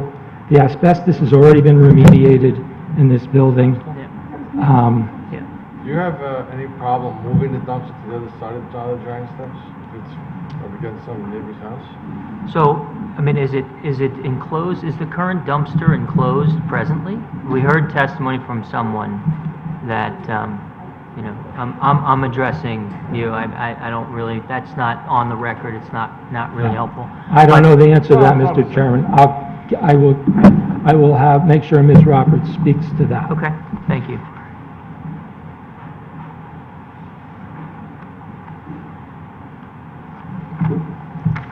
There's also mentioned, I think, 2 weeks ago, Chairman Magnin brought up as far as the shade trees in the parking lot concerned. Sorry, Jerry. Shade trees in the parking lot. we, According to regulations. there aren't any I there know. now. To the extent that we can configure it and make it work, we're happy to live with that. The only reason we didn't put them in is because we have an existing parking lot. I understand. Our landscaping plan was relatively bare bones, I'll admit that. But they're not-for-profit, and, you know, I'd be perfectly willing to make sure that that is accomplished. I just want to give, there's this notion that these buildings predated zoning. I want to make sure these buildings did not predate zoning. Understood. The buildings were constructed in like 63 or 64. Zoning was instituted in 1925, if memory serves me. Subdivision regs in 1948. It did not precede zoning. It did precede the requirement for a special exception, which I think was instituted in 65. The way Giant Steps was approved in 1999 was on its own compliance. And the only reason I've requested a special exception is because there is a change of use from school to this not-for-profit. Otherwise, if the entire building were school, I'd have a zone compliance application in front of you because that school use has not been abandoned. There's clear law that the passage of time does not constitute an abandonment, and that deals with non-conforming uses. We're here dealing with a conforming use. So by no stretch of the law has this use been abandoned in any fashion.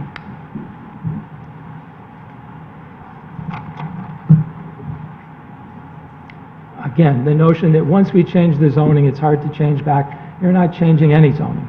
This is a use that's entirely consistent with the AA zone. I dealt with the cap. At this point, Mr. Chairman,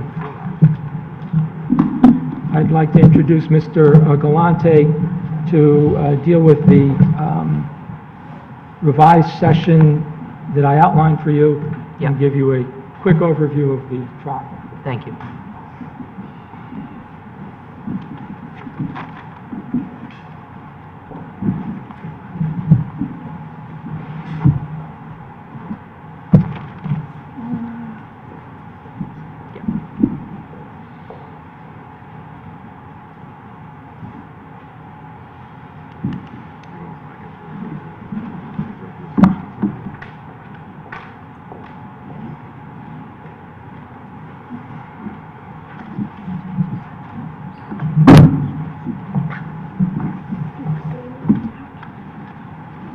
Good evening, Mike Galante, Frederick Clark Associates. We are located in Fairfield also.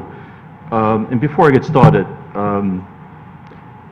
I listened very carefully to every comment tonight, just like you did as a commission. And I understand and appreciate every one of these comments. I really do. I'm a resident of this town. I live in a similar type of house in a different neighborhood. And I take all these comments to heart. I really do. My purpose as a traffic engineer to the applicant is to provide a traffic study that you use as a basis to make a decision. I follow standards just like we would do in any town throughout the state of Connecticut and other states, as well as before the eyes of Connecticut DOT and other arms of Connecticut DOT. And those standards include some of the factors: traffic congestion, safety, obviously site traffic, and so on. I can't comment on a rude driver or a driver that's smoking and on texting at the same time. I don't smoke, I don't text when I'm driving, and I'm sure many people don't, but we'd all see many people that do. The smoking is another issue. I mean, I'm not quite sure how that relates to driving a car, except that it's you're using a hand to do it, I guess. But we did a traffic study. We had a lot of discussion actually last time. And Chairman, you asked for one particular table that I do have tonight. And we will provide it in every study from now on to help this commission and help us too. But as mentioned a few minutes ago, the program is in reaction to the concern of the commission and certainly to the residents that are sitting behind me, is the program is being changed to one session a day, starting at 10 o'clock in the morning, ending at 2 o'clock in the afternoon. The reason why it's starting or being proposed to start at 10 o'clock in the morning is it would start after Giant Steps, which generally occurs, I'll give a rough time of 7:45 in the morning to maybe 8:30 or 9 o'clock in the morning. This traffic would come after that. While I haven't done any actual traffic counts at 10 o'clock in the morning, it's probably a good guess that the volumes are lower than they would be at 8 o'clock in the morning when Giant Steps traffic and general public school traffic is on the roads in any neighborhood throughout the town. 2 o'clock in the afternoon on a Wednesday overlaps with Giant Steps traffic. So that's, in my mind, a worst-case scenario. And we'll talk about that, and we have an analysis of that. But first, just want to, and actually I have handouts.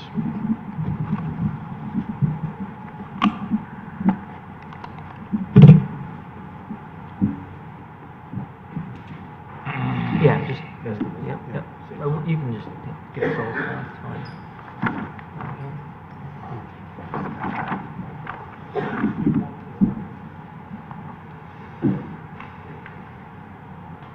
Good enough?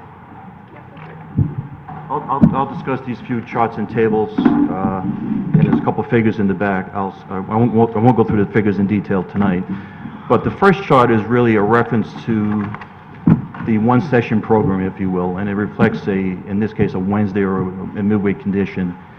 And again, as I mentioned before, the afternoon 2 o'clock is really a worst-case scenario. But this chart, the same chart here blown up for, if you can see it, might be easier to look at that one. But just go down the steps of the proposal. The office space, as we mentioned, which is at the round numbers 4,300 square feet. The estimated traffic related to that. That's assumed to be a 9 to 5 operation. I would have to assume that's the best way to suggest that activity at this point in time. And using standards for traffic generation for office space, we generate 6 or 7 trips during a peak hour. Someone might say, well, you have so many parking spaces, you must have more traffic. I can tell you my office has about 150 spaces, and at 9 o'clock in the morning, not anywhere near half of those spaces are occupied. But that occurs during the day on and off. The next step is the student activity. Again, the 25 students, or young adults, whatever we want to call them as far as terminology, arriving for 10 o'clock in the morning. And I'll touch on staff in a minute. I'm assuming about 21 trips. About 21 trips just related to student activity. There's some assumption of a van with more than one person in it, so on, and we try to account for that. You'll say, well, how come not, if you have 16 vehicles coming in, why don't you have 16 vehicles exiting? If you watch what happens at Giant Steps today, some of these vehicles come in and they don't necessarily leave right away. And we had a lot of discussion at a point in time where, a parent may drop off, but they may meet with the staff, or they may meet with someone else. And that's part of this program. So I'm trying to account for not everyone leaving immediately after they drop off. We can always do that. So we have the 25 students, one session arriving 10 o'clock in the morning, leaving at 2 o'clock in the afternoon. About 21 trips. Staff. We have a one-on-one condition, so you have 25 staff members, we'll call them teachers for the moment, that deal with each individual. We also account for other activities. There was some discussion about the cafe, which is not serving food for outside people, it's really serving for staff and the people that are part of the program. We have some number of people working there. We have actually 5 staff members that are actually at Giant Steps today that will actually, I'll call it, work at Next Steps. So that person's already there, so we try to account for that. In total, we're looking at 36 employees related to this activity. I'm assuming everyone drives by themselves, which is not actually the case in Giant Steps, and they all drive and arrive at the same time in the morning. They're likely arriving before 10 o'clock, so they're probably coming in at 9:30, quarter to 10 in the morning. A student or a young adult leaves at 2 o'clock, that staff member can leave soon after. So they may leave at 2:05, they may leave at 2:30, they may leave at quarter to 3, but I'm assuming 36 staff members leave the site, leave the property itself. So in this analysis, we have about 57 vehicle trips related to this activity. Now, in the morning, that's occurring outside, I'll call it the peak hour related to Giant Steps. We did that on purpose to take that traffic out of being on top of the Giant Steps traffic in the morning.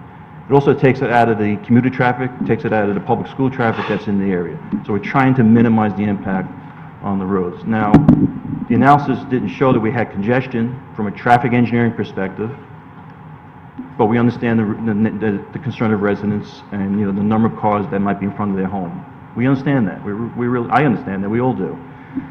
Now, the Chairman? office traffic is Can I ask something... a question? Sorry, is it Yes. a question? Yeah, I do have a Yes. question. Excuse me, Mr. Galante. I may be lost in the numbers. There are going to be 6 not-for-profit offices with 4 people each as part of the Next Steps expansion. Where are they in these numbers? As I'll repeat how I came up with the number. Well, We're basing... Maybe just answer my question. Where, they're buried in here? No, they're not buried. It's the first line, and I'll explain how I came up with that number. And I think you may be referring to 24 employees. Yes. Now, we're calling it general office space because we don't have a specific tenant for each space. But the traffic generated for this type of use is based on square footage, not the number of parking spaces. So we're adding... But if the applicant has already said that they plan to have 6 offices, which may be smaller than you know, Yeah, per no, office I understand. than if it were I one understand. large space, and they're assuming 4 people per office, you have to come up with 24 people someplace in there. No, I mean, I can relate to my office. We have, I don't know how many offices. We don't have an employee for every desk in that office. Not every employee is showing up to be at that spot or that office at 9 o'clock in the morning. So my But basis... independently of time, there should be 24 in here someplace, I would think. And it Well, comes, it looks like it comes to 7. I'm looking at a 1-hour condition. And as I mentioned a few minutes ago, if you look at, and again, I'm using my office as an example. Oh, so you're saying some would come at times Not everyone other comes than... at 9 o'clock in the morning. At some Okay. point in time, there may be someone in that office space. Of course, but I'm only saying that they're not arriving at the same time. And I'm using a standard that the state of Connecticut and certainly the town uses as far as an estimate for office space. I could go back and say, worst case, 24 people show up in the morning, but it just doesn't occur that way, and that's why I haven't they done don't it. show up in the numbers because they're not occurring during a peak time? That's correct. That's That's I correct. understand then, thank you. Now, the next part of this was again, that office space that you're referring to, which is 9 to 5. So it's not occurring at 10 o'clock in the morning, it's not occurring at 2 o'clock when everyone's leaving from the Next Steps program. So that traffic is added on to the road system at a different time period. That's why I have a different set of columns here. And there are a lot of columns on this chart, but it's the column that relates to the 7 trips next to the general office in the morning, arriving, nothing in the middle of the day, and then that same employee leaving at the end of the day. So we break it down. Worst case is really the Next Steps traffic, and we purposely have that traffic at 10 o'clock in the morning arrival and 2 o'clock departure. And Wednesday happens to be the one day where there's an overlap with Giant Steps.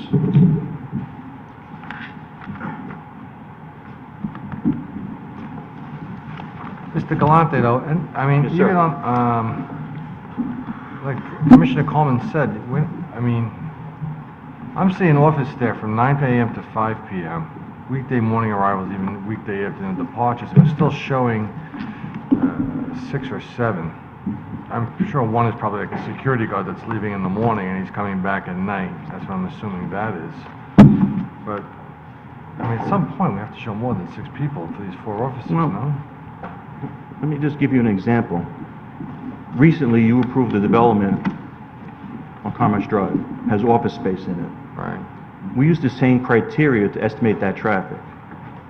It's from the same handbook that the town uses and the same handbook that the state of Connecticut Department of Transportation uses to estimate traffic. The source is the same. I didn't, Okay. I understand that, but the testimony was there was going to be 24 people working there. I'm sorry, I missed the last part. The testimony was there was going to be 24 people working there. That was the testimony given during the hearing. At the last hearing? Yeah. Yes, not by me, but someone on the team. Right. I'm looking at a peak hour condition. All I'm saying is the other 19 people may not be showing up at 9 o'clock in the morning or 8:30 in the morning. That's my only comment. That's- Well, just a quick...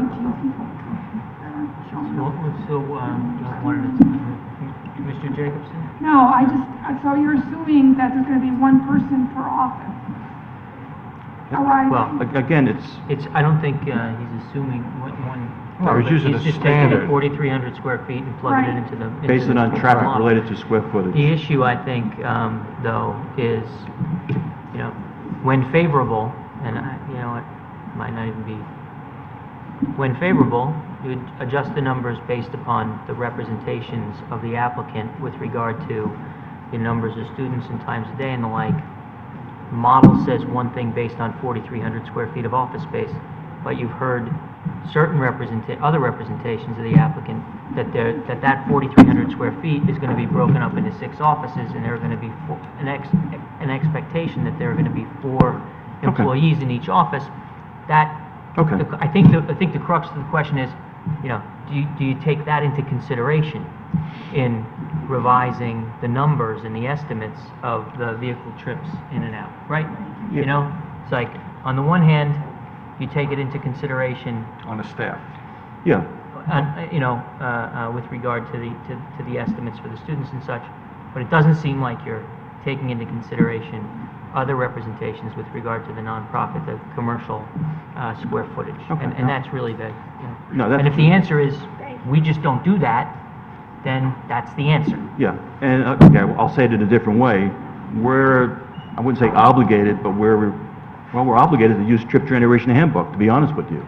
That's where it comes from.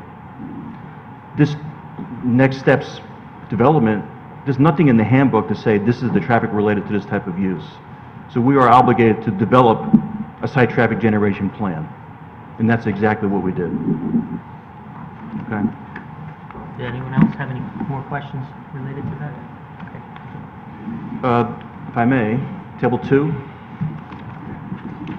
is in reference to, Mr. Chairman, when we had our discussion a few weeks ago. Yep. About a table that would summarize the future traffic volumes, and that's what we do with Table 2, and it's at the intersection of Mill Hill Road and Barberry Road, just for a comparison purpose. So it's a total intersection volume. If you look at it has a weekday morning, weekday midday, which is 2 o'clock in the afternoon, and the weekday, and this is based on the original report, just to be consistent with that report. It just summarizes the total volume, the amount of traffic we were generating. This is only actually for the office use. There's another similar table. I'm just breaking down the amount of traffic added to the system. And I apologize, I don't have a table, which I didn't realize till tonight, that shows the sum total. The next steps, which is probably the most important one. Right. But I have those numbers, I wrote them down. In the afternoon time period, which is the worst case, 2 o'clock in the afternoon, if we have 74 vehicles on Barberry Road, which is the number from the original study, Table 1, and if we used what I have in Table 1 tonight, which is 57 new trips, you would have 131 vehicles, two-way, on Barberry, near the Mill Hill Road intersection. And I apologize for not having that in a table format.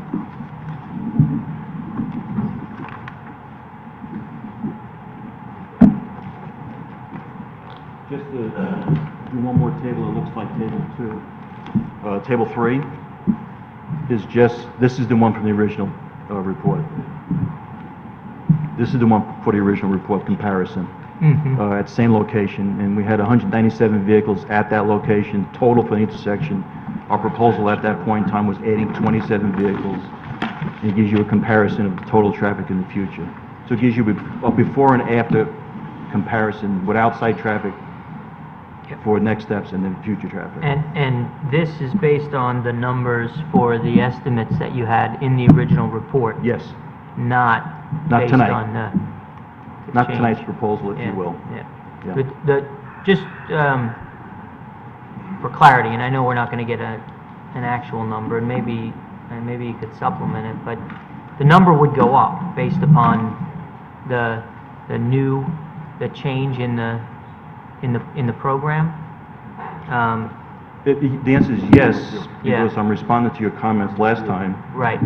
And I'm looking at a worst case scenario. Yep. And the afternoon 2 o'clock is the worst case as far as everything, because you have giant steps and next steps And they're both letting out at the same time. on a Wednesday. Right. Yeah. Other days, they would be split. And keep in mind that the afternoon time period, I call it mid-afternoon time period. Mhm. If you look at all the traffic volumes from the counts we did, morning, midday, and afternoon, or 5 o'clock in the afternoon, the 2 o'clock time period is the lowest background traffic volume. 74 vehicles. In the morning, I think it was 121. Right. Our count. I know there were counts from others. So we're adding a combined traffic from this site in total on the lowest background traffic condition. Again, we tried to fit it in, to be honest, and that's what we did. This chart, table 4, is just an analysis of that one intersection of Barberry and Mill Hill Road. And I just did it for the mid-afternoon, which is the worst case that we just discussed briefly. And I won't go through the details, but it's the analysis that measures levels of service, vehicle delay, and this, if you look at the last columns on the right, that really gives you the results in the comparison. It's shown that we're not changing levels of service, it's staying at A, which is the best condition from a traffic perspective description, and the increase in delay per vehicle is at most 0.5 seconds per vehicle during that time period. So while I appreciate comments from the residents, and again, I really do, that it's congested, motorists are speeding, I can't speak to the speeding at the moment, but when I make the statement from a traffic engineering perspective, the road's not considered congested. It can handle the additional traffic. A resident may not want that additional traffic in front of their home, and I appreciate that, but that's not the traffic engineering response that I'm responsible to give you to make a decision. So I just hope you understand that. I do. Now, the other part was safety. Safety is important. You know, in every traffic study, we look at accident history. We typically obtain it from the town, Fairfield Police Department. There were no reported accidents. Will it change in the future? I can't make a statement that it will change in the future. Yes, it's a residential street. It has the volume on it today. It doesn't have any reported accidents. A near miss doesn't show up in an accident report. I understand that. So those are the charts, and I see the curtain falling behind me. But that's a summary of the new program and the impacts of the new program. Right. Okay? Very And I can good. certainly answer questions. No, thank you very much. Does anyone have any questions for Thank Mr. you. Galante? No. No? No questions. Okay. Thank you. Thank you. Mr. Tizo, would you give the board a 1-minute explanation of how we can shield that parking lot, please? For the record, Phil Tizo from the firm of Rose Tizo and Company with offices in Fairfield. With regard to the parking lot expansion on the side of the building, we are bumping out the pavement closer to the adjacent property line by about 8 feet. But we are proposing to put a vinyl fence, 6-foot-high vinyl fence all along that line and then return it about 50 feet past that corner to shield view of that parking lot. So yes, we are expanding it slightly. We are also, in that area, this is wooded, probably 30 feet off the property is woods, and there are a couple of Right. trees. That's the neighbor's property. Neighbor's property. Mhm. There are a couple of trees on our piece that would need to be taken down in order to put the fence up, but I think the fence would be a much better shield of that parking area. Well, it would certainly be a better shield for any headlights. Yes. Yeah. How far off the property line is the pavement? The pavement varies. It's roughly at the largest distance, it's probably about 12 feet, and then it does go down pretty close to within a few feet. Few feet. At one end. Yep. Okay. Very good. You need that full width? You need that 8 feet? Yes, we're backed right up to the building to get a double row of parking in there. Yeah, we pushed it against the building as far as we could go. Anyone else have any questions on this? Okay, thank you. Mr. Chairman, I'm curtailing a number of my remarks in view of the hour. Well, you know, I understand, and I understand more than anyone the significance of our curfew. But I certainly don't want you to feel as though you have to rush to finish in the next 5 minutes. That's your choice, right? I mean, if you have things to say, and if your client has things to say that are important, then they should be said. And we can carry this over to a next session. But I just wanted to make that very clear, okay? I'm not rushing you. I appreciate that, Mr. Chairman. My remarks are less important than Ms. Roberts. I don't know whether she can finish in 6 minutes.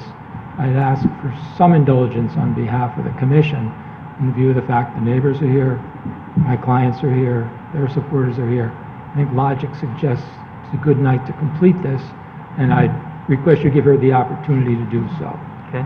Thank you. I would like to just submit a letter that came in too late to submit earlier. It's from Suzanne and Bob Wright, co-founders of Autism Speaks, and Mike Dolores. I'll just read to the last paragraph only. Kathy Roberts has dedicated her career to improving the lives and futures of people who live with developmental disabilities. As a leader in the field of autism, she has proved that there are program models that work. Giant Steps Connecticut is one of those programs, and Next Steps could become a new model for this group of young adults. Fairfield should be proud of its heritage and leadership in supporting individuals with developmental challenges and their families. Next Steps, as proposed in its application before the Town Plan and Zoning Board, meets the standards required for successful operation in our special community. We are grateful for the work of your board and respectfully ask that you move forward with approval of the application for 309 Barbary Road. Suzanne and Bob Wright, who live in Fairfield. Kathy, would you please finish? Thank you, Mr. Chairman and members of the commission, and everyone who's here tonight. I wanted to just quickly clarify a couple of things. The word client has been used repeatedly tonight. I don't think I've ever said that word. I don't know where it came from, but I want to clarify that I have differentiated between students and young adults, but that was really to be clear about not confusing Giant Steps with the new program. Giant Steps is a Connecticut state-approved school that requires us to go through an approval process, which the approval can be given for 1 year up to 5 years. We've always received a 5-year unconditional approval, and I'm going to submit paperwork from the state of Connecticut that our approval does ask us to state how many students we have, and our approval is based on 40 students. Right, and that's for Giant Steps. It is. We're not speaking about the new proposed We're use not, for Next but Steps. that came up tonight, that it's been mentioned how many students we had there and did we exceed it, so Okay. I just wanted to be clarify. clear about, the whole thing about clients versus students, et cetera. I mean, your attorney made the representation that the reason that we're here is because this is a change of use. Right. Right? From a school to a not-for-profit, right? Well, we've always been a non-for-profit. Well, It's a school but for, the Next Steps is not an educational institution. It's not a school. It's going to be a not-for-profit facility. That's a misinterpretation of what I tried to state, Mr. Chairman. Okay. My point was, Next Steps is a school. Next Steps would be a zone compliance application, but for the fact that we're adding these offices. Yeah, that's my point. Okay. And that's my point, is that there is, the proposal includes, general office space that you propose to lease to not-for-profits, and that falls within the special exception of the regulation, which is why this application is before us. Correct. I'm just clarifying that the young adults that will be hopefully at Next Steps will be there as it'll be a school. They'll be learning, they'll be participating in the similar activities that took place at Giant Steps with many of the same staff. We have special ed teachers, we have gym teachers, art teachers, music therapists, OTs, speech therapists, specialists in daily living skills, and specialists in social skills training. So those same faculty will be at the Next Steps program. And I was just trying to clarify between the two age groups, really. Sure, no, I understand. Now, okay. will you also be required to obtain similar state approvals and No, licenses? it doesn't exist for the over 21, but what we will be doing is applying for a different state age approval, but it's not the Department of Education. I wish it was a college or an institution of higher learning. It's not. It's Right. And I don't mean to be abrupt in my questions in this regard, and I hope it's not taken that way. No. But I'm trying to understand very precisely the nature of the use and the nature of the application. Yeah. Is Next Steps considered by you to be a school or an educational institution, or is it a not-for-profit endeavor? Okay? I am getting the impression that it is a not-for-profit endeavor, hence the office space for lease to not-for-profits and the internships for the young adults and so forth. That's it was the reason I asked the question. It's the reason I asked the question whether you had to get an approval or a license from the state of Connecticut to be an educational institution, and you don't, and I get it. They're adults, and it's a different kind of program. Maybe it's one that hasn't existed before. It's a different agency that we do. Right. So, I understand. Yeah. I'm trying to fit that within the context of our regulations in terms of how we analyze the application, right? The special exception regulation has certain enumerated, functions. One of them is educational institutions, another is a charitable organization, right? Homes for the aged, and so just trying to understand how this fits in that context. Really, that's where my questions are directed. So it's not an educational institution per se. There's no state license from the Department of Education for the proposed program at Next Steps. Am I correct? You're correct. Okay, thank you. Not from the Department of Ed. But there was a comparison to a therapy center, for example, that's a for-profit therapy center, and that is not what we're doing.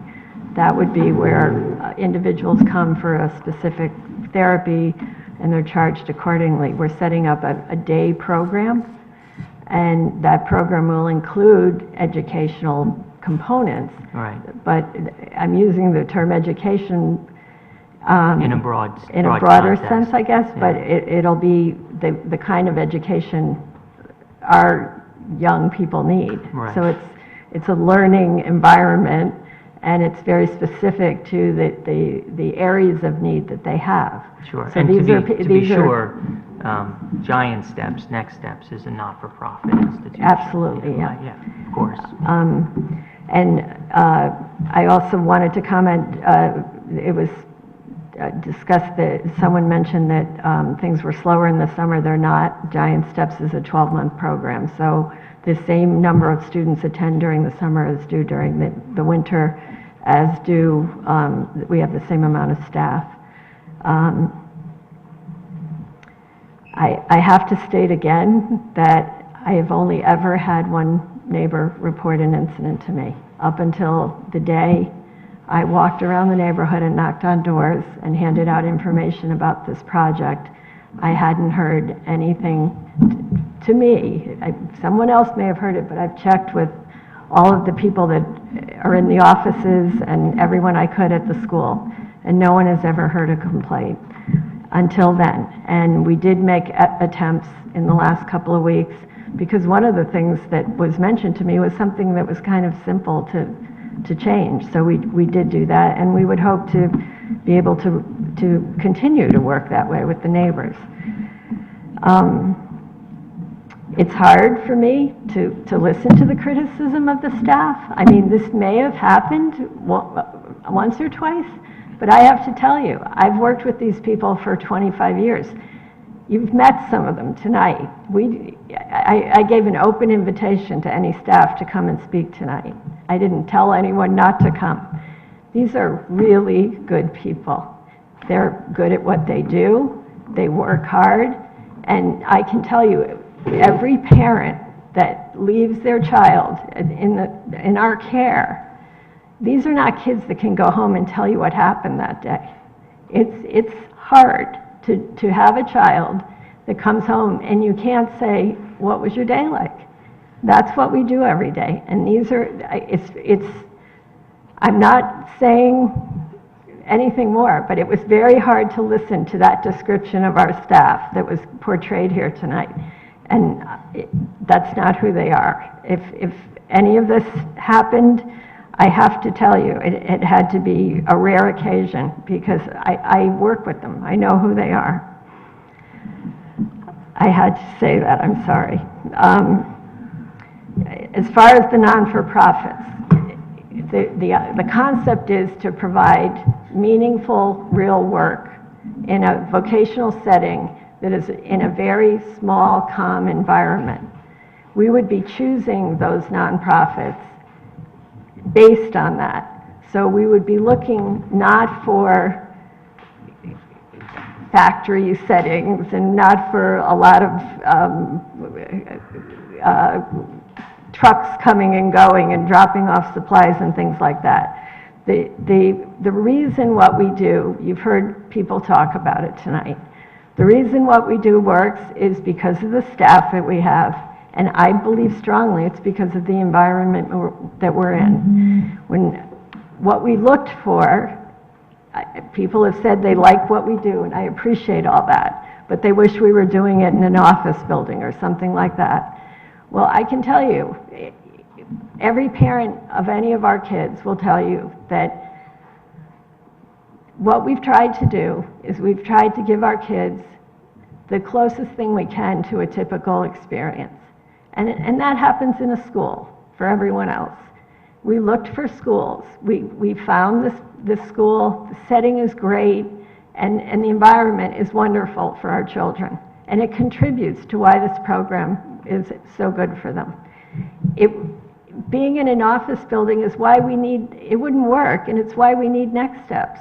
If our kids post-21 could work in office buildings, they'd be there, and we'd all be happy about it. So I think that's a really important factor here. I'm sorry that it's caused problems for the neighbors, and I can't say enough how much I want to work with the neighbors, and now that I know that there are issues, we'll try to fix them. In terms of the other building, people talk about safety concerns. The only safety concerns I've had in all these years is what happens with that other building. I've had many phone calls. The only police reports, the only police calls I've ever had were related to someone breaking into the other building. Now, we're a small nonprofit, and it's so concerning that we took limited funds and we put a security system in the other building to try to make sure that stopped happening. I know many of the Fairfield police pretty well, and they'd be thrilled if we got this building functional. Because teenagers hang out there, it's mostly teenagers, but we have had a couple of times people there that were stealing copper and things like that, and it's concerning. And I've been concerned about the neighborhood. We're not there at night, but we board it up, we do everything we can to try to prevent that kind of having it be attractive to people like that. But it's sat there, and my letter to the neighbors actually started apologizing that it sat there that long, but it's taken us that long to raise the money to try to do this.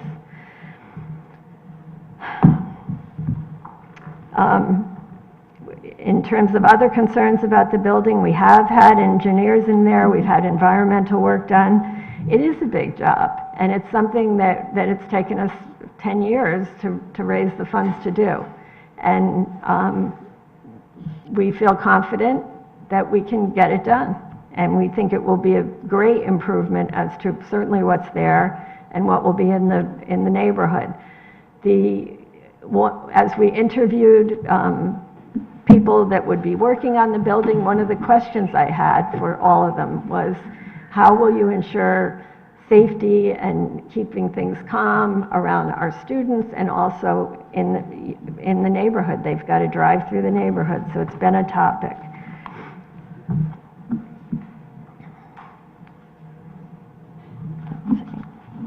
There was a comment made about a helicopter and a child wandering.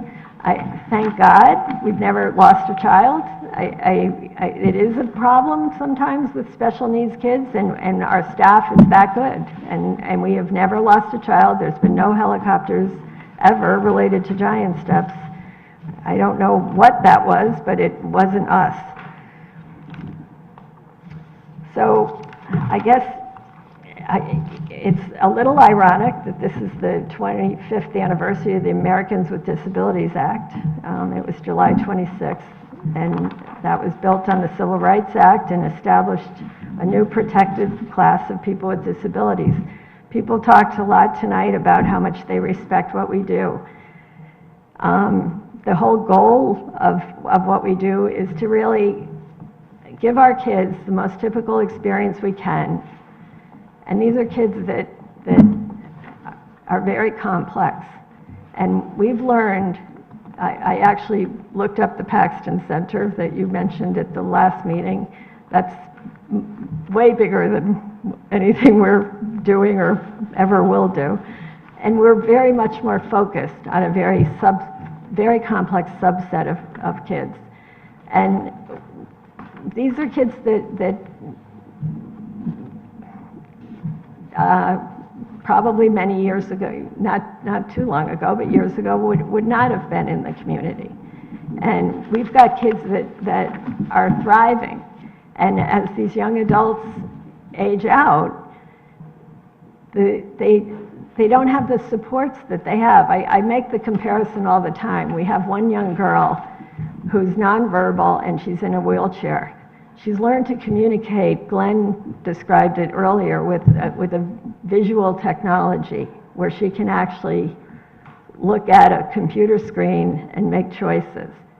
Now, at 21, nobody's going to take her wheelchair away. But without a center like this, she's not going to be able to use that anymore. And she's going to go back to not being able to make a choice. And that's really what we're talking about here. If we moved it somewhere else, it wouldn't work. I mean, this is all we've got. This is what we can do. And so I'm asking you to give us a chance to do it. And I'm asking the neighbors to give us a chance to work with them. And I just want to thank all the smart staff, wonderful people that showed up here tonight. It's hard for all of us to talk about this.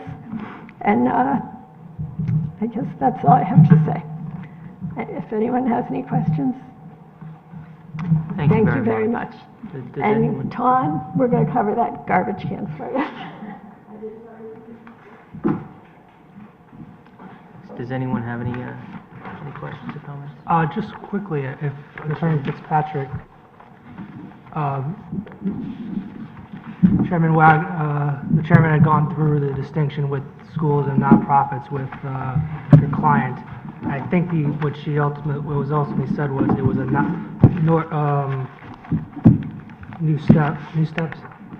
next step. Excuse me, lateness. Next steps, it will be a nonprofit with educational component. Can you speak on that quickly?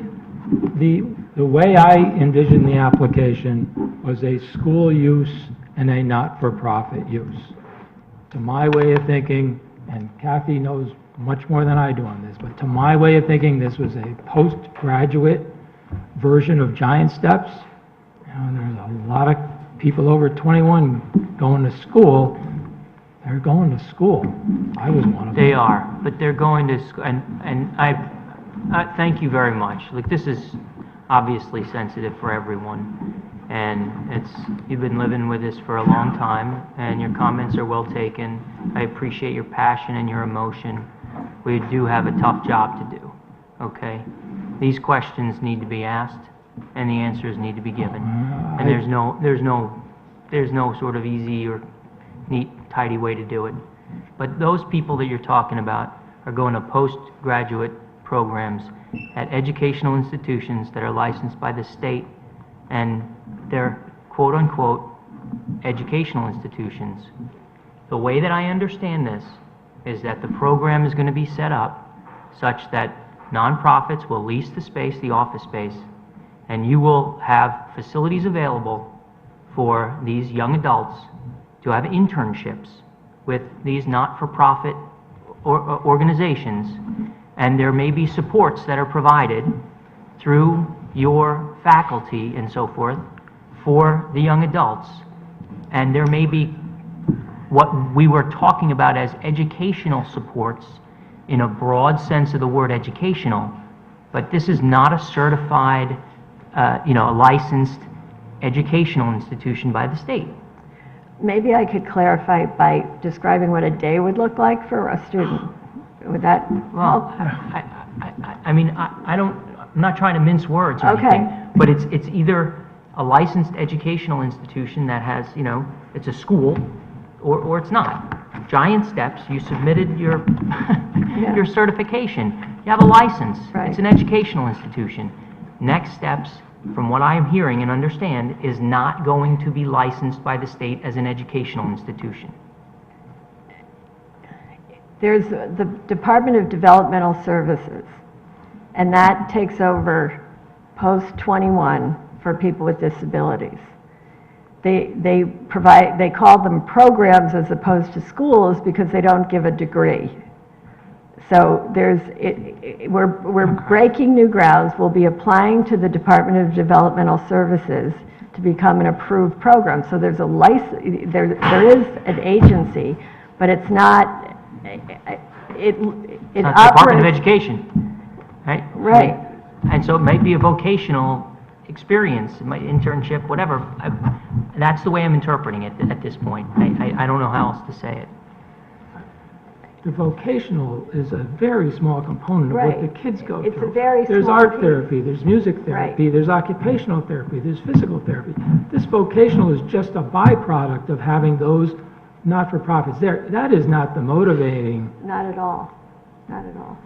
And the students from Giant Steps will even be participating in that building for some of the things. The cafe is going to be set up as an opportunity for vocational work, for the practicing, learning how to do vocational food service type things. It's not going to be trucks coming and going. It's going to be one delivery of food that the students distribute, sell, and, it will look like a restaurant, but it's not. It's to prepare them to be in a restaurant, either as customers or as potentially working there eventually. But these things happen in high schools and around the country to prepare people with developmental disabilities for what's to come as adults. It's part of the problem is some of what we're doing hasn't been done before. So it's hard to describe, exactly what to call it because it's different than what currently exists. And I think that's why it's a little bit hard to, it is going to be a unique program in that regard. So, we're going to pursue the typical lines of getting the program approved by the appropriate state resources. I've had the state of Connecticut asking us to put in a residential program on the property for years. There's a huge lack of programs for people with disabilities, and we don't want to do that. We want the families that are going to be here want their kids to live home with them, and that's what we're trying to provide. Is that we're trying to continue what was happening as young students until 21, and continue to give them the same therapies to support that. And during the course of a day, the 4-hour day, for maybe an hour, they would be engaged in some productive kinds of activities related to a real work experience. So I guess that's the best way I can describe it. But most of the day would be speech therapy, occupational therapy, working to communicate on the iPad, music therapy, art therapy, things like that. So that's what their week would look like. And I hope that clarified it. I don't know if it did or not. I mean, it did and it didn't. And, you know, because what I'm hearing is then it's physical therapy, and I'm not minimizing. Is there an end, I mean, are the students, or young adults, next steps, is it a continuous process? Is there an end, is there a graduation of sorts? No, there isn't. That's why it's different. And so, you know, and then, you know, during the day, otherwise, if a nonprofit might have an intern, you know, for an hour or so, maybe they'll have some overlap, and then otherwise, the nonprofits are doing their business in the office space, right? So you've got the 6 offices that are rented out to the nonprofits, and they're conducting business. You got the young adults who are getting therapies and things like that, and some of them are going in, they're interning, and I think I get it. I think when somebody used the number 24, I think that came up last time, but it's a guess, because we don't have the nonprofits. We have no idea who they are yet. We've talked to some people, but one of an example I gave was one of the groups I talked to is a nonprofit that does a walk once a year, and so for 10 months they would be storing things in the room. So it's, you know, nothing much would go on there.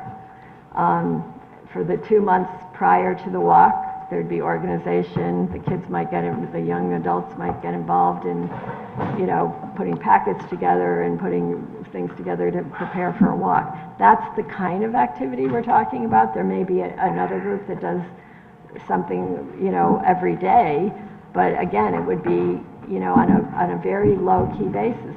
That's who our young people are. Are you seeking some? Sorry, Mr. Chairman, we're 22 minutes past a curfew that we never break, and I mean, if you feel that this application is going to rise and fall on these questions, by all means, but I think the night has gone on long enough, and I was hoping we could sum up. I agree, I'm done. Thank you. Okay? I mean, there was a little indulgence, but it's gone 22 minutes over, so I'm asking is, can we sum up, or can we put it off to another meeting? If there's a lot more important questions to ask, we don't ask them at 11:22. I have nothing further, Mr. Chairman. Very good. Well, I will close the public hearing on this item. Thank you. Sorry, I have to wake up at 2:45.